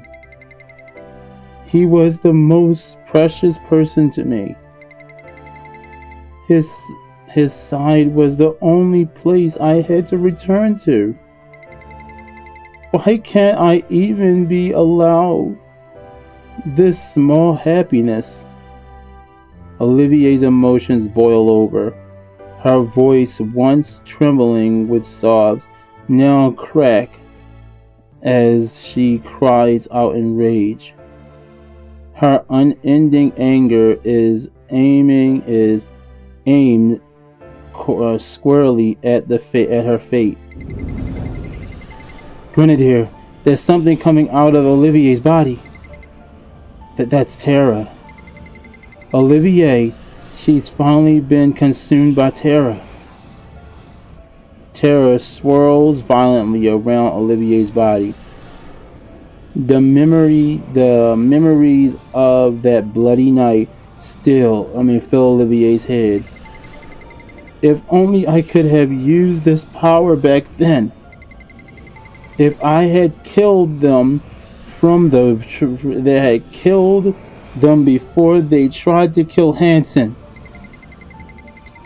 If I had just given into this power a little sooner, then I could have protected you. It's not just Grenadier, it's Lathea who's caught off guard by the sudden surge of terror. The gluties scramble in confusion, unable to make sense of what's happening around them. Grenadier quickly pulls them into her arms, trying to calm them down. Stop it, Olivier. The more you dwell on what's happened, the more you'll feel the terror inside you. Don't you see that Justia will be in danger if you let yourself be consumed by it? It's not hard to imagine the tragedy that might follow. Maybe it was because of Grenadier's sincere plea, but Olivier's rising anger slowly begins to subside. I'm sorry, Grenadier. To you and to the Gluties as well. It won't be easy, but you need to pull yourself out of that memory. Your terror is dangerous, not just to this forest and the Gluties, but it could be fatal to you and the child inside you. Olivier slowly nods her head. Her heart still aches as if it's been clawed out. She can't show it. She simply rests her head on her belly, hands on her belly. Around the same time, in a hidden layer somewhere on the surface, a warlock trembles as if he keeps his head bowed. It's the warlock who lost his wrists. I have no excuse. Give me a new command. Anything you give, the next order, I'll complete it, no matter what it takes. Just please spare my life. Before him stands a figure cloaked in mystery. You didn't just fail to capture the fairy princess. You didn't even catch a glimpse of her, and now you crawl back here begging for forgiveness. You've got some nerve. My apologies. Even in what might be his final moments, the warlock keeps bowing again and again, desperate to cling to life. Was there something different? What do you mean different? If events had unfolded as I foresaw, the fairy princess would have been captured with ease. Was there something that didn't match what I told you? Yes. Everything happened as you described, but the number of people was different. There should have only been 2. The Valkyrie Lord Claremont said she's with child. What? Tell me exactly what you saw and heard. The warlock spills everything he saw in order to survive. It's the only way he can prove his worth. At long last, I found a powerful fate unbound by this eye. Did you examine the Valkyrie's body? Did she look far along? No, I wouldn't have guessed she was pregnant at all. Is that so? Then it means there's still plenty of time left. If it's Cremons we're talking about, he would have accepted and survived somewhere, as long as his body wasn't completely destroyed. In that case, it's time I made my move as well. This is going to be a very, very interesting. Like a sketch slowly drawn across a blank canvas, the man begins laying out a long, meticulous plan upon hearing the warlock's report. Olivier, who knows nothing, and Justia, who has yet to be born. The rough waves of fate are crashing down upon them once again. God damn, yo, these niggas just don't give the fuck up, bruh. Several days pass. Olivier has spoken hasn't spoken a word and stopped eating already. Grenadier lets out a sigh as she looks at the untouched food. Olivier, I'm not hungry. Just a little, please. At this rate, you'll collapse again in a few days. You need to eat. For the baby's sake, Olivier. That's exactly why I don't want to eat. What? Why? I've been tainted by terror while carrying Justia. What if Justia awakens to terror because of me? Grenadier can't respond. It's a question that carries the weight of Justia's entire life. I'm afraid that Justia will resent me. She won't, Olivier. Even if Justia ends up wielding terror, I'm sure she'll use it for good. I know she will. She's your enhanced child, so there's no doubt about it in my mind. Do you really think so? Olivier's questions carry concern about Justia's future, but also a mother's heartfelt wish. Grenadier gives her a friend a nod. She then sets another warm meal before Olivier. Grenadier, how's Olivier doing? She still hasn't touched a thing. Well, she did lose Hansen overnight, but we can't just leave her like this. Raffi will go and talk to her. Rafifia immediately heads over to Olivier. Before the worn down Olivier sets to try to set the tray of still untouched food. Oh, Raffi. Olivier, are you giving up on everything? Huh? Olivier can't bring herself to answer. Rafifia's words aren't wrong. She has already let go of so much. Rafifia said in anger too. Oh, Rafifia is sad and angry too. Raffi is sad and angry too. Why won't you think about us, Olivier? About you and Grenadier? You're sad about losing Hansen too. But Raffi's scared. We might lose you next. Olivier, you mean the world to us. Raffi can't bear the thought of losing someone she cherishes again. You're right.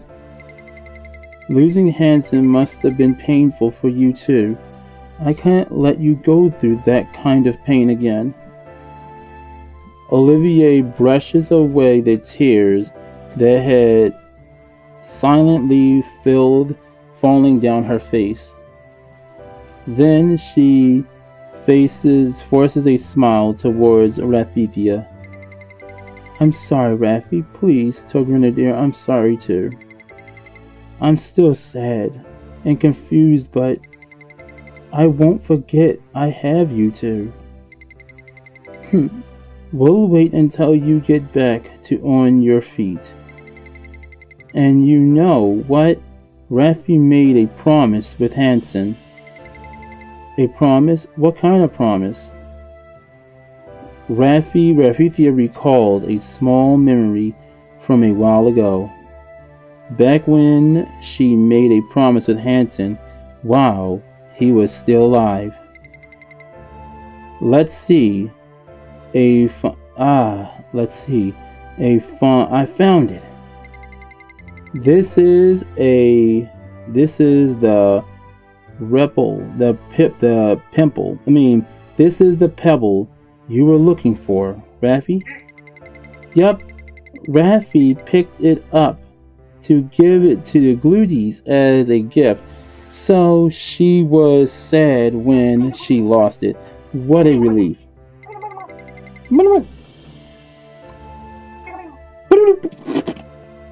Yo, is that okay? I know I shouldn't be asking that, but is that goddamn Roxy or is that goddamn or is that Luna? Your screen. You can just say one or the other.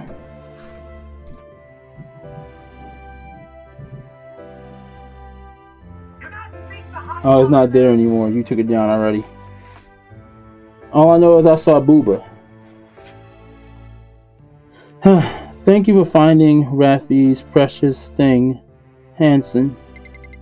If you ever lose something special, Raffi will find it for you too, I promise. Well, aren't you already surrounded by things like that? I have Olivier, Raffi, and little Justia soon. Then how's Raffi supposed to return the favor? How about this? How about you help Justia instead of me? If Justia ever loses something important, you can be the one to find it for her. Raffi can do that. Raffi's always promised to be a good big sister to Justia as well. Alright, it's a promise then. Take good care of Justia, Raffi. A smile appears on Olivier's face as she listens to Rafithia's recollection. It's a warm sense of longing she hasn't felt in a long time. That does sound like something Hanson would say. Raffi has to keep her promise with Hanson. So, you have to let Raffi meet Justia, okay? Rafithia looks at Olivier with sparkling eyes. Olivier gently caresses Rafithia's cheek. I have a favor to ask Raffi. Could you take me back to where Hanson is resting again? To Hanson's grave? Okay. Before long, Olivier stands before Hanson's grave. Rafithia quietly steps away to give her time alone with him. Olivier standing by herself in front of the grave, takes a long moment to gather her thoughts. Then, as if talking to herself, she begins to speak. For a while, I felt completely lost. My guiding star was gone, after all. So I drifted without direction. I might have even started to fall apart. I know I've been a mess lately, but you understood. But you understand, don't you, Hanson? Damn, this is sad. Though it is late at night, a warm breeze blows towards Olivier. Olivier decides to take that breeze as Hanson's reply. There's something I want to pray for. You probably haven't gone too far yet, so could you grant me just one wish? After taking a long moment to choose her words, Olivier quietly speaks. Give me resolve, Hanson. No matter what happens, no matter what trials come, give me the unwavering resolve to protect Justia, so I can give her all the love you wanted to give, but couldn't. Having finished her prayer, Olivier lifts her head and gazes into the distance. Far away in a distant land lies the temple of Frilia, served by the Valkyries. But for her second prayer is not for Frilia. My old comrade, Grandhilda, if in the end I cannot protect Justia, if something happens that not even my life can atone for, I know it's selfish, but I entrust my child to you. Her prayer goes to Grunhilde, the one-winged Valkyrie. Damn, the one-winged Valkyrie. What the fuck was she? Damn. That's a mouthful. The one-winged Valkyrie. Olivier believes her prayers will reach her, because she's Olivier's dearest friend and comrade from her days as a Valkyrie. And finally, Mistletoe. Please, I know I've already lost the right to wield you, but still, I pray that you will give your aid to protect this child. Mistletoe still does not reveal itself, yet this time something is different. Olivier feels a signal flicker of warmth, light, feels a signal flicker of warmth, light at the tip of her hands as she prays. She finishes her prayer in a hushed murmur. It feels as though something that has been losing longing point up inside her is finally melting away. No more tears fall. As Olivier feels her wounds begin to heal, she turns around. Though the morning sun rises to greet her. Yes, no matter what happens, the morning sun always rises. Olivier. Grenadier comes running, cutting through the clear morning air. Olivier, did you see Hanson off properly? I did. Grenadier, I've made up my mind. Facing the red sun, heading onward. Facing the red sun head on, Olivier declares, I'm going to give birth to Justia. I won't abandon this life. I'll live on as Justia's mother. It's the most sacred promise a mother can make. Jesus, yo. It's so fucked, yo. Still got 4 chapters left. Alright. And from that moment on, Olivier begins to regain her strength.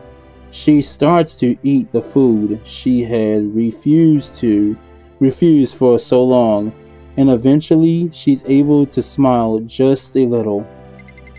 Grenadier Rathithia Thank you. You don't have to worry about me anymore. I want to live now. And I've decided to give birth to Gestia. So I think it's time for me to leave again. Olivier. This was the inevitable next step. They still aren't free from the warlocks. The warlocks are still searching for the fairy princess, and Olivier is now one of their targets too. I'm sure you're already aware, Grenadier. But it's not just Rathithia anymore. They might be after me too. That means we're even more danger now. I'm sorry, I'm not strong enough to protect you, Olivier. Grenadier doesn't want to send Olivier away from the Glooty Forest either. Especially not when Olivier has to also protect Rathithia while pregnant. This is a time when safety matters more than ever. I'll find you a place no one knows about. Yeah, a village that isn't even on the map should do. A village that isn't on the map? It's a small village in a far north suburb. It might appear on some local maps. But it doesn't exist on any of the large ones. If it's there, the warlocks will never find you. I didn't know such a village existed. You probably never heard of it even. The name might sound unfamiliar. It's called Whitefall Village. Several months pass. In that time, the child in Olivier's womb continued. They had to say it like that. The child in Olivier's womb continues to grow, and now it's clear to everyone that she's heavily pregnant. Eventually, Olivier and Rathithia arrive at their new home. A snow-covered land. One of the harshest, most unforgiving regions. Even the Niflets. Olivier quietly prays that this place will be their final home. Wow, the whole world is covered in snow. Just wait a little bit longer, Olivier. Raffi will make an Olivier snowman and a Raffi snowman. Raffi, we're not far from the village here. So be careful if you see anyone, okay? Got it. Raffi is supposed to call you Aunt Olivier, right? Raffi remembers. Outsiders rarely find their way to Whitefall Village. So, when Olivier and Raffi arrived, it quickly becomes the talk of the village. It's only natural for them to be curious and show interest in their new neighbors. Oh my! To lose your husband not long after finding out you're pregnant. How unfortunate. See, you fucked up. She fucked up already, right, Ghost? You went to a new place, being chased by warlocks, and you already telling your life story. News spreads, girl. God damn. Oh, what am I doing? Just standing around. I should go grab you some warm bedding. I run the inn, so I've got plenty of spare. If there's anything you need, just let me know, Miss Olivier. It might take some time, but I can get it for you. That's right. We've got to stay strong. We'll help you however we can. The villagers feel sympathy for Olivier's situation as she receives their kindness, whether it's sharing good food or caring for Rathithia.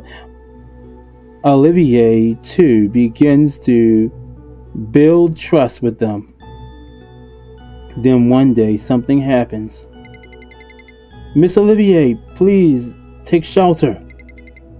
What's the matter? Wolves from the snowy mountains are coming down to the village. Every now and then, some break off from their pack and scavenge for food in the village, and it's them again. We need to hide in shelter until they're gone. Hurry! The wolves? The wolves come here for food? But the villagers don't even have much to spare, right? They're after the jerkery we prepared to serve in winter. Sure, we'll be in trouble without it, but it's still better than becoming the wolves' next meal. So, you've been losing food to them all this time. I understand. Which direction are the wolves coming from? They're coming down from the trail above. Wait, what are you doing? You need to get to safety. Olivier grips her sword and stands instead of answering. It's time for her to repay at least a small portion of the debt she owes these villagers. And for the sake of the soon-to-be born Gestia, she has to remove any threats to the village. Could you look at the Rathithia for a moment? That's all I ask. Wait, Miss Olivier, what can a pregnant woman possibly do on her own? Don't be reckless. Olivier is a Valkyrie who accomplished great feats in countless wars. Though she may have lost much of her strength now, wild animals will still be no match for her. She wraps one hand around her swollen belly, carrying not to just the child inside. Even in that condition, it doesn't take long for her to bring down all the wolves that came to attack the village. Olivier returns to the villagers' kindness with the gift of safety and adds a pile of wolf pelts as a bonus. Damn, she's skinning them motherfuckers, Ghost. She's clearly not an ordinary person. She managed to wipe out a whole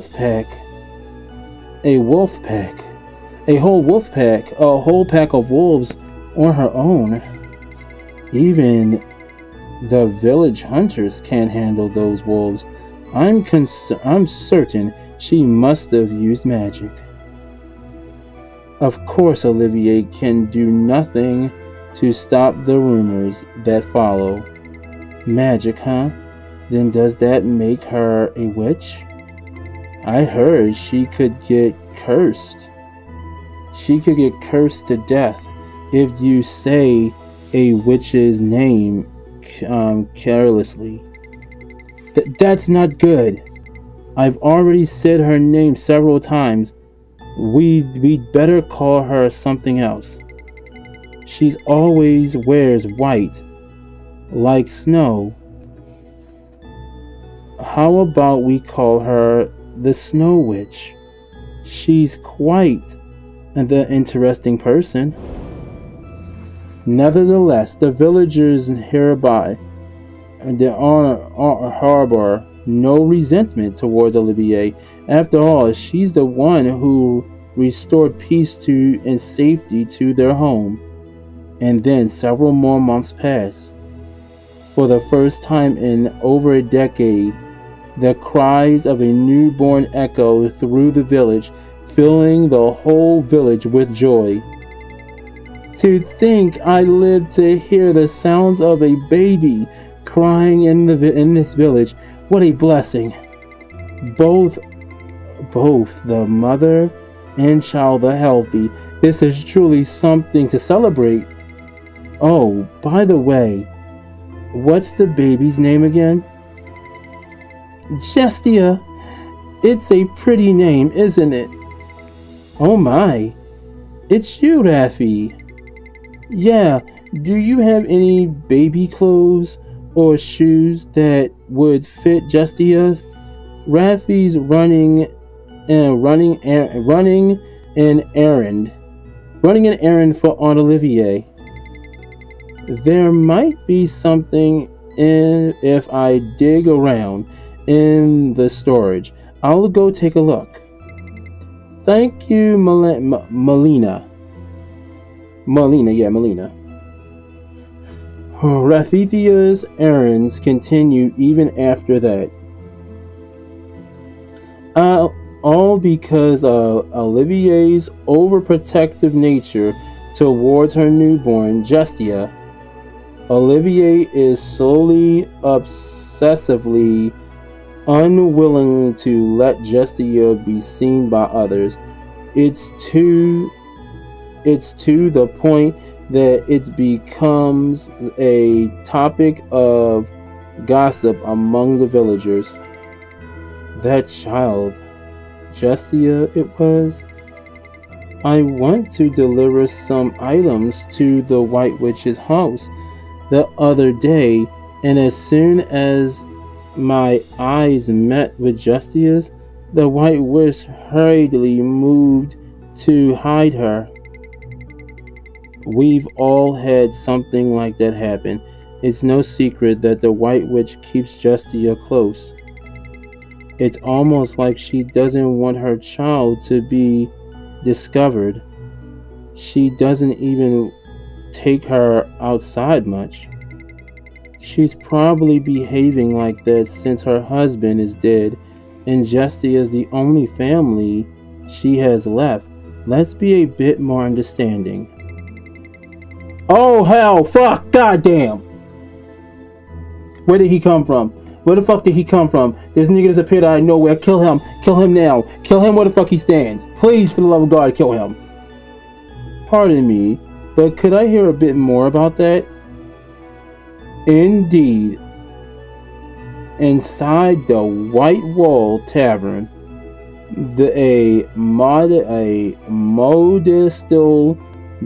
oh my god. I can't. Modestly dressed merchant. A modestly dressed merchant joins in the villagers' conversation.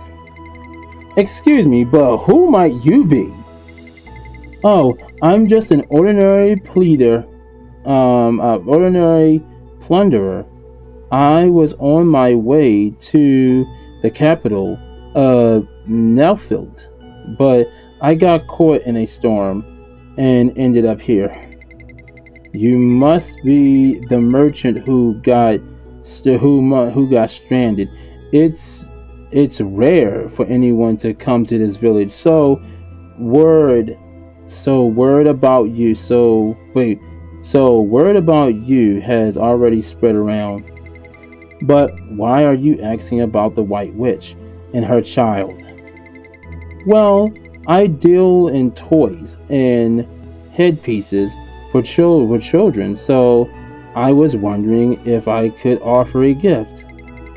Since the villagers have saved Since the villagers have saved me from the storm, I figured might as well repay that kindness somehow.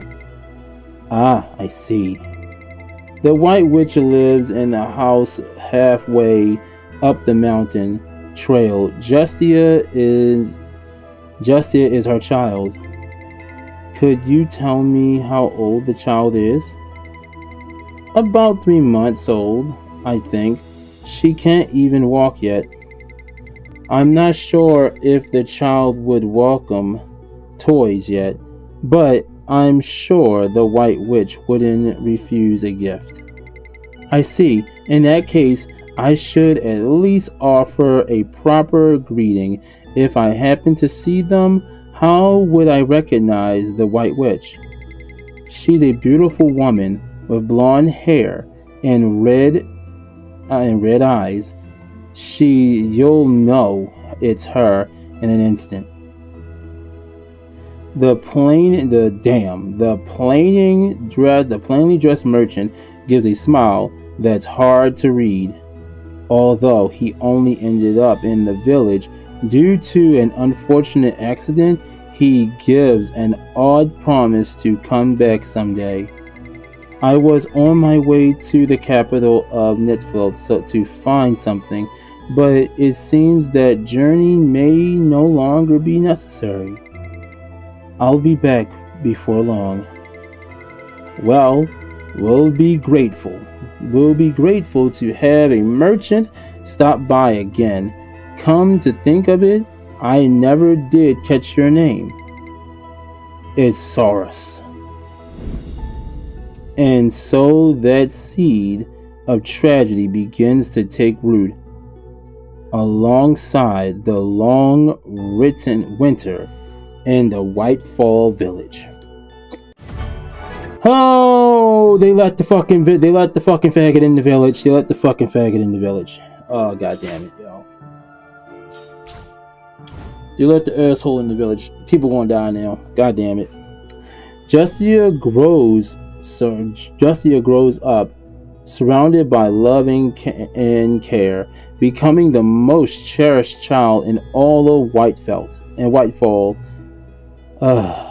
Olivier's anxiousness, overprotectiveness gradually fades with time. With the cold yet confronting village over, Olivier gradually learns how to adapt to the terror. And then one day, more than 8 years later, oh my god, little Justia! Mom, I'm going out to play with Raffi. We won't go far. We'll be back before sunset like always. Alright, take care. Tia,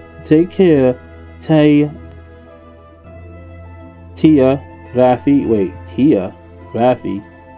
I thought her name was okay, see, you called her Tia. Her name is Justia. Olivier comes to understand the joy of raising Justia. Oh, Tia.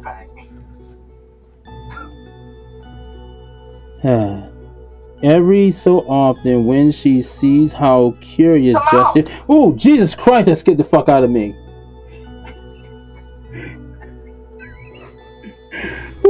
Every so often, seeing how curious Justia's become... Ooh, sorry, Dibs. No, I just saw nipple there. My bad. Ooh, don't get me in trouble. I'm sorry. Justia has become about the world. She wonders what life might have been like if Hansen were still alive. Just as Olivier begins tidying up toys the children had been playing with. Wait. Something doesn't feel right. There's a dark energy outside. Time may have passed, but Olivier recognizes it instantaneously. It's terror. Olivier bursts out the door. The moment she senses it, she has to protect her young daughter. It's been a while, Olivier. Dark being. You. The dark figure is standing much closer to Olivier's anticipated. And with only a single glance, Olivier knows exactly who she is. An old comrade from long ago, a Valkyrie who never returned to the demigods after the war ended. This can't be. You fell in battle in that world. But why? Why didn't you let anyone know you were alive? The Valkyries and even the Lady Frelia, they all believed you were dead. Fuck those Valkyries, that's why. This is a reunion far beyond anything Olivier could have predicted. It's been centuries since the final war against the Dark Realm of Terra. The Night World came to an end. No, it didn't. Shit, I go in the Night World every goddamn day in this goddamn game. And I go and fuck enemies up. I'll be in there whooping ass and taking names. Sometimes clapping angel cheeks. Shit. Damn right. Clapping demon booty cheeks. Not angel cheeks. I haven't been to the Heavenly Realm yet, but I know when I get there, it's going to be the same goddamn situation. I'm immediately going after the goddamn goddess's daughter. 100%.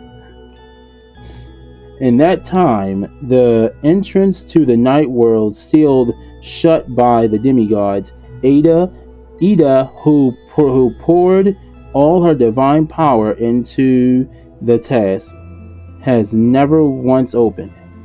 And yet, a Valkyrie who vanished the day the Night World was sealed now stands before Olivier, alive and unscathed.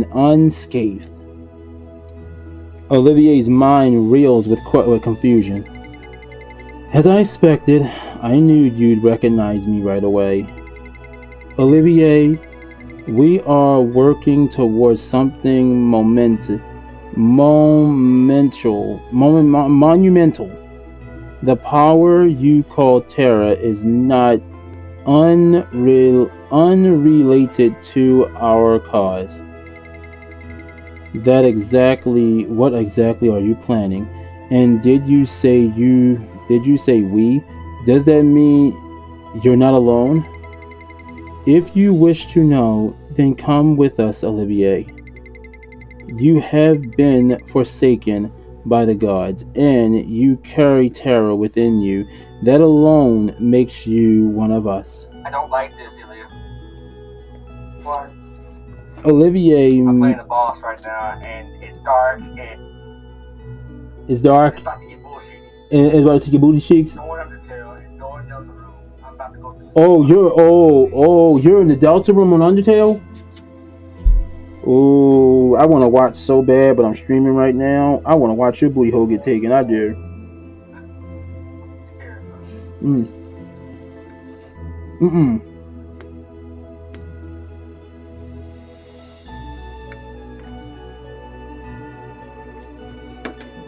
You'll be okay. You'll be good, boy. Go in there.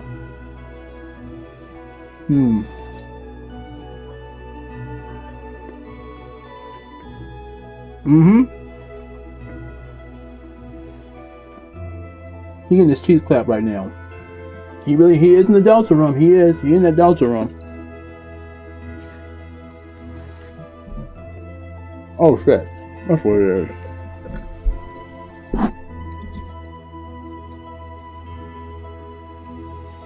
Excuse me, dibs. Alright.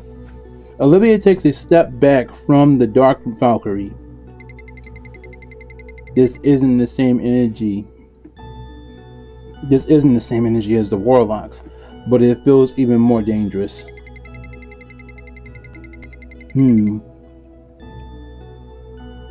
The one bit of relief that is their target seems to be me. It doesn't appear like they're after Justia or Raphael. So then, did you really just come just to recruit me? But Olivia has no intention of joining them. Her answer to the Dark Valkyrie is already decided. Her remaining life belongs to Justia and Justia alone. I refuse. This has nothing to do with me. I see. That was all the Dark Valkyrie had to say in response. It almost made Olivier readiness for conflict feel pointless. The woman doesn't try to intimidate her, nor does she issue threats. She simply turns away. In the not so distant future, you'll come to know about us. I will return. Before Olivier can respond, the Dark Valkyrie vanishes without a trace. Left standing in silence, Olivier suddenly feels a creepy sense of unease. A fear begins to take hold that if Terra manifests in Justia as well, not my child, I won't let that darkness taint Tia. Never. A fierce resolve is burned through her fear. To that fear, from that day forward, a shadow of anxiety, hollow, follows Olivier as she raises Justia. Each time it resurfaces, she silently vows no matter the cost, she will protect her child. But tragedy never knocks before its visit. It comes more cruelly than imagined, more swiftly than expected. Tia, Mom? Justia, just hold on, Mommy's coming. It felt like a lie, too cruel to believe, like a nightmare as was unfolding right before her. When Olivier finds Justia, her young daughter is already being consumed by terror. Olivier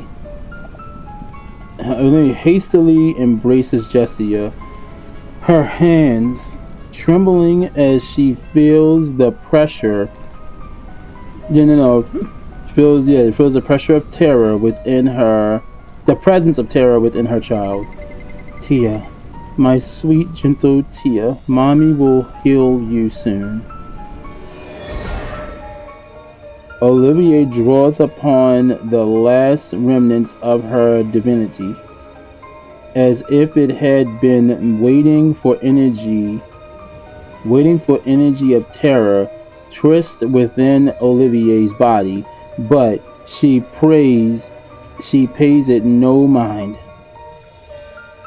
If she can wash away terror from Justia, she doesn't care if her own body is consumed by it. Without hesitation, Olivier pours all her divine power into her daughter, a healing light surrounding Justia's entire body. But Justia's body rejects the divine power. My divine power is being rejected. Terror has taken root in Tia's body, but why now? Justia was a child already touched by terror, even before birth, while still in Olivier's womb. Even so, terror had never once manifested in her, and that fact had always been the source of reassurance for Olivier. But now Justia's body is rejecting divine power. A vast amount of terror is swirling from within her, forcefully repelling the divine power. There is only one desire left by the person who surrendered their entire being to terror. An unending thirst for power and for terror itself. Mommy, I'm thirsty. No, Tia, that thirst, it's a lie. It feels like blood clots are forming in Olivier's chest and is thrusting into a tangled mass. The guilt of having exposed Justia to terror while she was still in the womb and the despair of having to watch her suffering daughter, it all seethes like a hellfire inside her. More. I need more. I want more red water. Blood. More. Huh? Tia, no. Justia move. Oh, that's a good one. That's a good one too.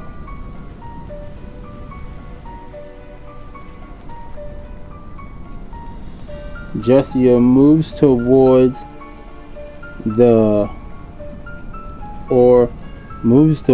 an ogre's corpse. Oh, Jesus. She means to drink its blood, but no matter how much she drinks, that thirst will never be quenched.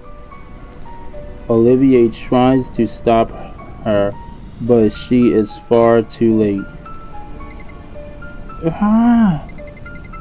This power. Terror is rampaging through Tia. I have to suppress it, no matter what it takes. Terror surges through Justia's tiny body, building with terrifying force. Olivier tries to stop her, even unfolding her black wings, but is instantly pushed away. With neither divine power nor strength unable to reach her, only one option remains for Olivier. I thought I'd never call on you again. Mistletoe. The holy sword Mistletoe. The secret blade once wielded by the goddess Norja's mother, the mother of the demigoddess Frilia, and the chosen partner of Lungens. It's also known by another name, the Sword of Fertility. Olivier had lost the right to call upon Mistletoe again, as a punishment for forsaking her fertility in the face of the fairy kingdom's fall. However, her sincere love for Justia proved strong enough to summon Mistletoe once more. Light pours down from the heavens as Mistletoe reveals itself, and before Mistletoe's gaze stands the Valkyrie, whose black wings have been stained by darkness. Mistletoe moves on its own and swings without hesitation. In an instant, Olivier's black wings are severed from her back and falls to the ground. The pain of having her wings severed is excruciating, but Olivier is ready to bear it, even if the sacred sword were to take her head. After all, there's something she holds more precious and dear to her than her own life. All I ask is for my child Justia to be saved. So please, for the sake of the long devotion you've served, you once gave to your master, Lady Norjea, I beg of you, this life of mine, grant it to Justia, to my daughter. Mistletoe blazes with a brilliant light.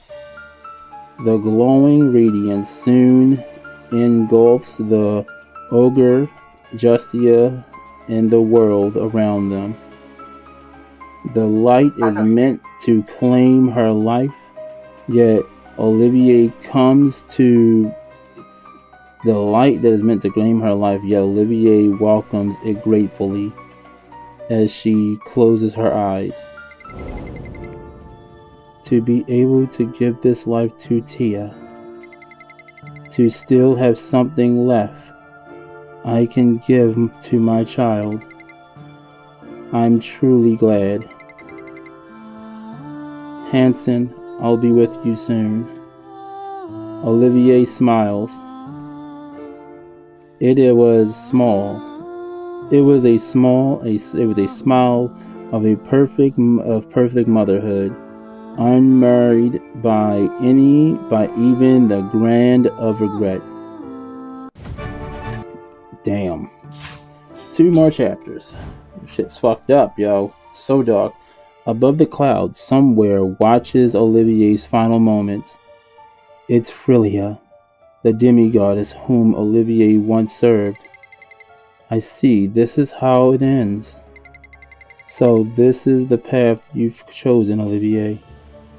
Frilia does not mourn her. She simply acknowledges that there will likely never be another Valkyrie who can perfectly take the place of the greatest Olivier. Damn, that's so fucked up. Then at least she acknowledged the fact that there's no Valkyrie that's gonna be greater than her. At that moment, in a forest somewhere on the surface. I'm exhausted and hungry. Somewhere, someone pushes roughly through the overgrown grass, heading somewhere. It's Grenhilder, the Valkyrie who serves Ada, and bears the title of Loyal Thread, an old friend of Olivier's. It's strange. I could have sworn I felt a voice call me. I could definitely feel it before, but now it's Olivier's call, once clear, even before above the clouds, now reaches only faintly. A soul that should have been easy to sense on the surface is now barely traceable at all. Olivier, what happened to you down here? You need my help, don't you? I'll find you before it's too late. The only way to overcome this anxiety is to hurry. Grenhilder pushes through the forest once more. Far from the forest lies Whitefall Village. The light of Mistletoe, which had blanketed the world, slowly fades. Olivier's breathing is shaky, as though it might stop at any moment. Her body too, is cooling with every passing second. She knows she won't make it through the day. Thank goodness. It looks like all that was left of my life went to Tia. Olivier looks at Justia, lying beside her. The child who had suffered so deeply from terror's unending thirst is now sleeping peacefully like an angel. Even as you... What'd you say?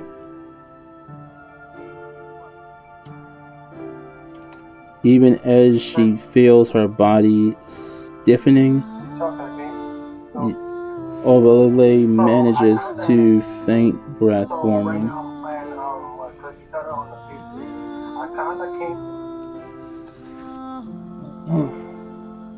Damn, man, this is sad. Even as she feels her body stiffening, Olivier manages a faint, wavy smile, weary smile.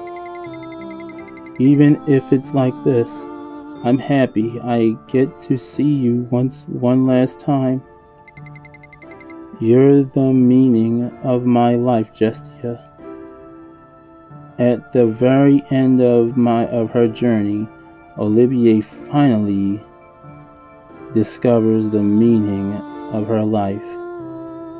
That is the act of feeling the heartbeat of her beloved child. Emotion, especially the love once fills her for a child, is not a foolish thing, but something truly great.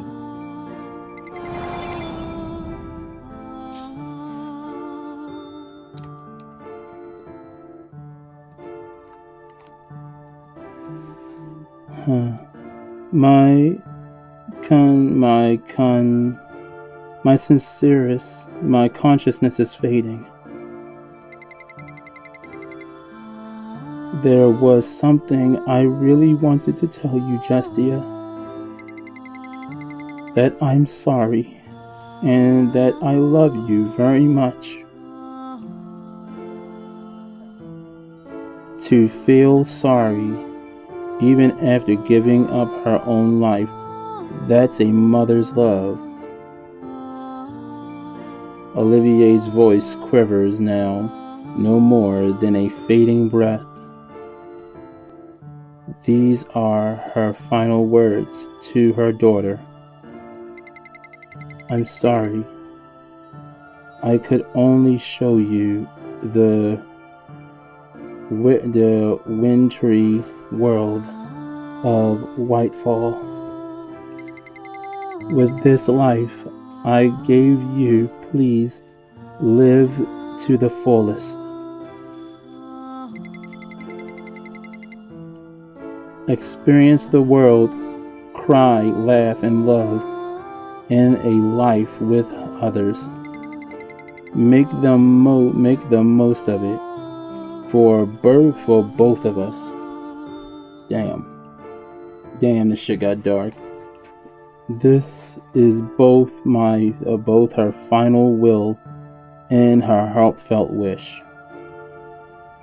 Olivier's consciousness drifts far away. She knows she is heading to a place from which there is no return. So this is what it feels like to fall into an eternal sleep.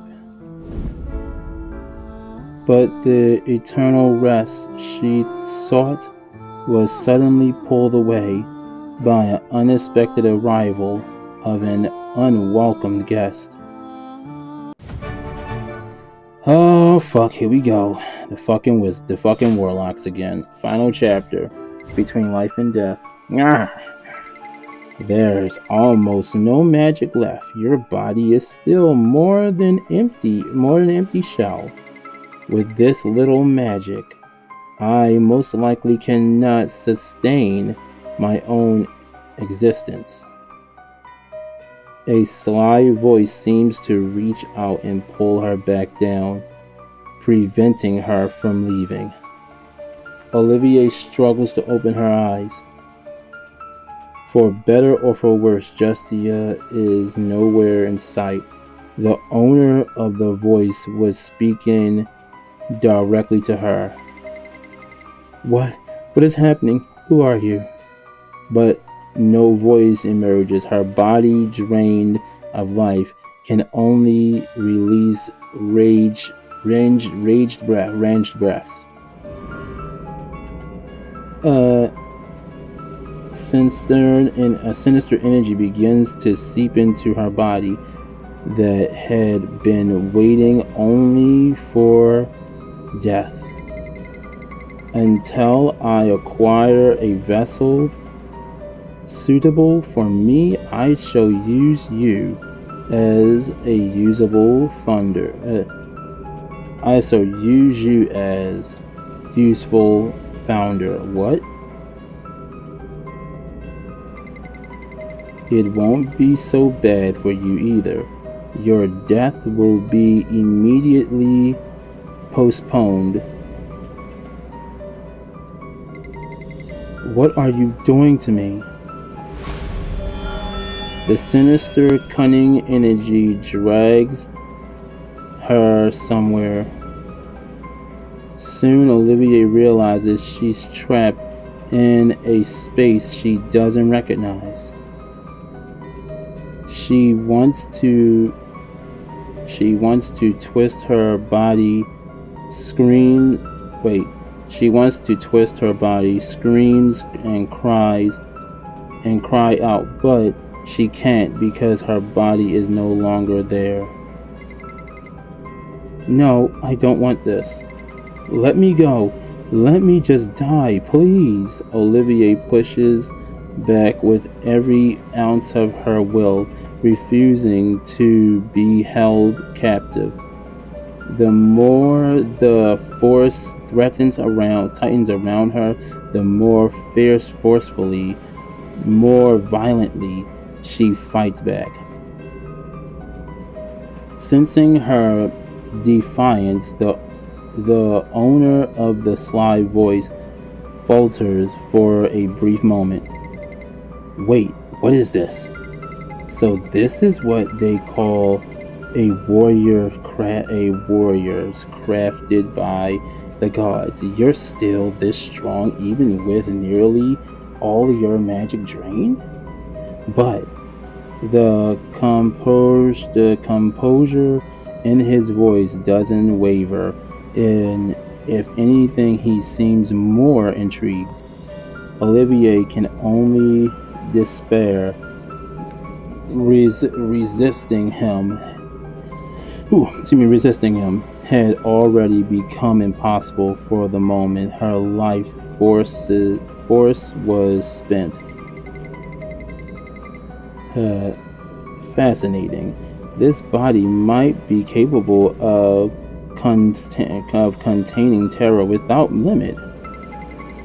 I shall grant you power worthy of your status. Come forth. Only after these words are spoken does Olivier escape this prison-like space. But something feels deeply wrong. Her body doesn't feel like her own. It's as if she's carrying a crushing, unbearable weight. Even her lips feel sealed, as she is incapable of moving them at all. And in that mind, the memory of who she is slowly begins to fade.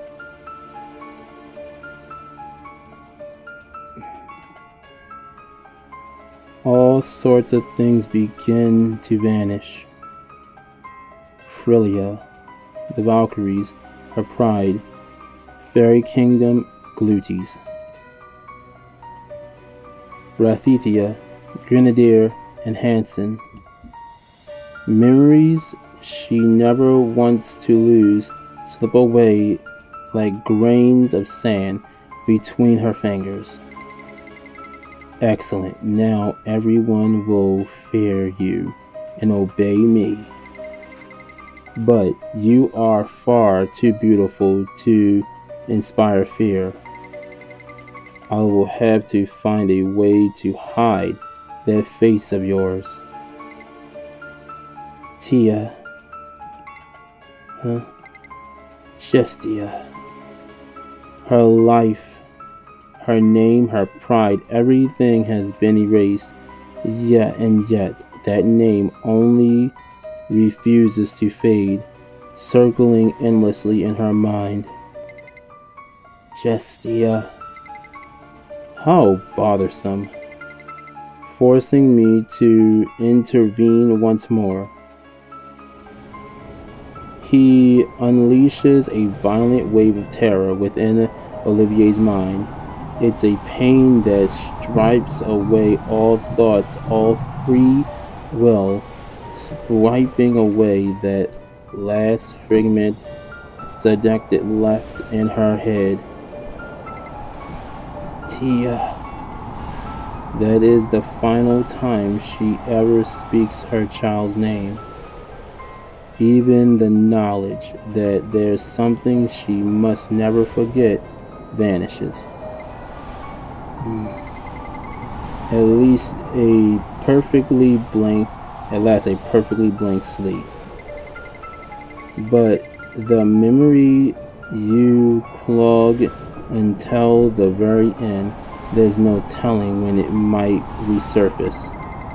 I will give you a name. Through that name, bind your will in your very existence. And so the one who was once Olivier is giving a new name.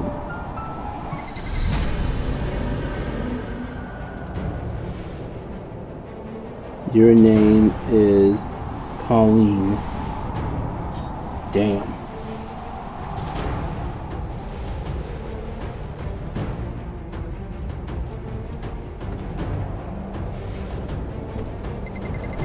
This is the name I have bestowed upon you. When it is spoken, you must answer it with obedience. Do you understand, Colleen? I understand. Good.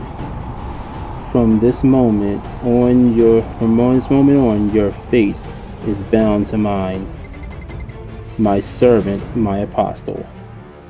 Damn. I kind of figured that shit was going to happen.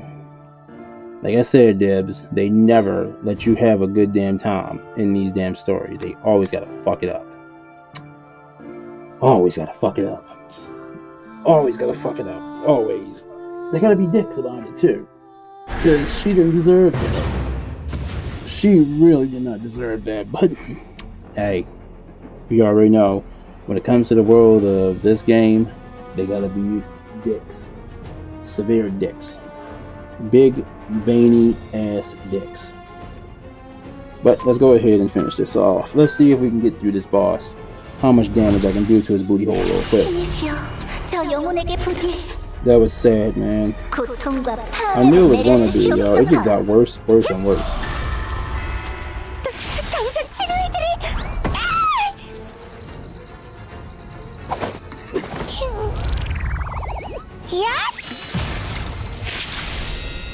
한잔하기 좋을 때네요. 실례. 아버지께 인정받는 것이 내 목표야. 야!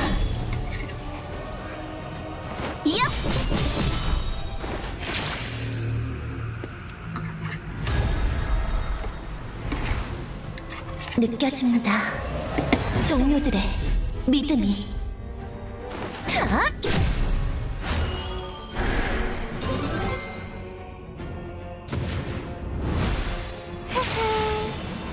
혹시 보셨나요? 곤란하네요. 야! 더 이상 다가오지 마! 13번째 가설 증명해볼까요? 받아. 네 영혼까지 모두 베어주겠다.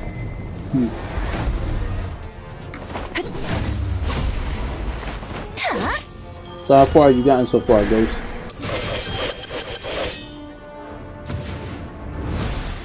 Ghost. How far have you gotten? 용기를 낼 거야. 헤이! 받아. 얍!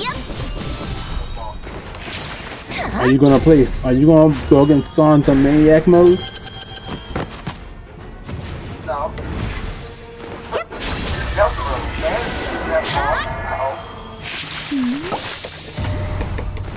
I don't know, but It'll probably be a great adventure for me to fight him in that mode. You know that, right? 얍! 얍!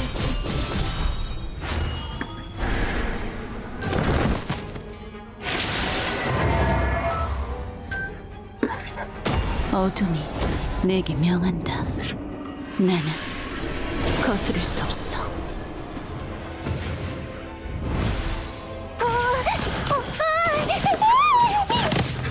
죄송해요. 죄송해요.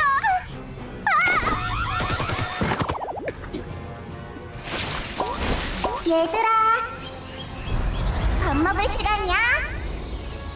야, 자, 다 같이 불러볼까요?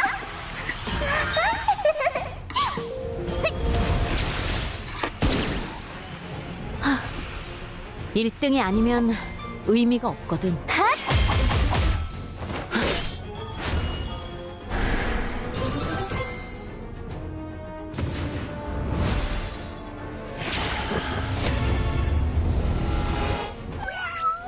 싫어!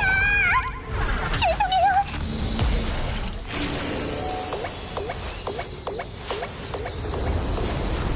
우리 이제 진짜 부부 맞지? 야! 모두 내 노래를 들어줘. 와라. 차원의 틈 속에서 Damn. 계약에 따라 나에게 힘을.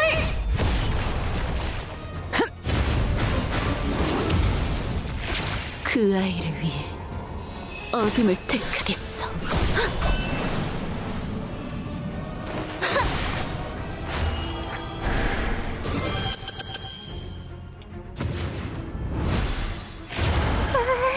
최선을 다해볼게요. 미안. 야!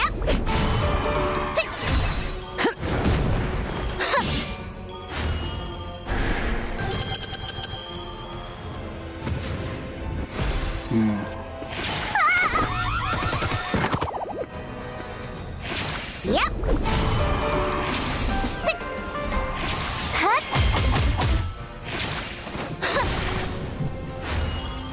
No. I think no, we're not getting good. 야!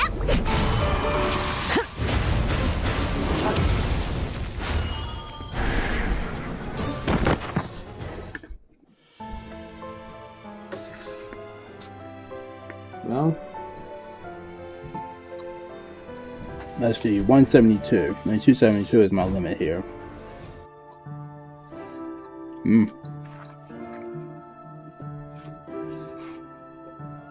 Yeah, we're not going to be able to do a two for here. Sadly, I wish I could. I mean, maybe I can get one more copy of her.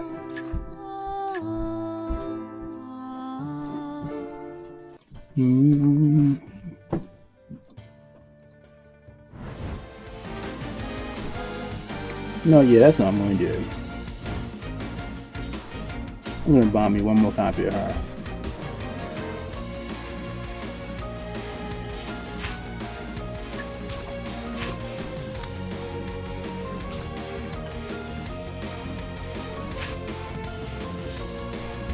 That is if I can.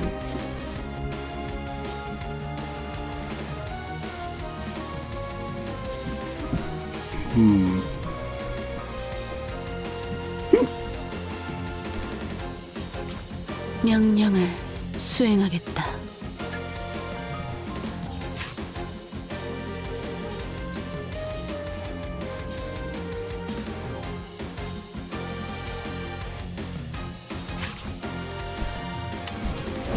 Yeah, I'm going to grab another one.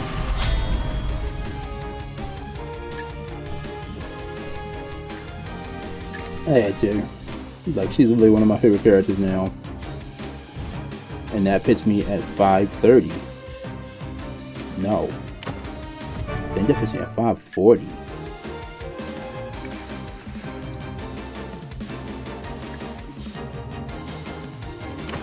Yeah, I think that puts me at 540, dudes. I think that puts me at 540.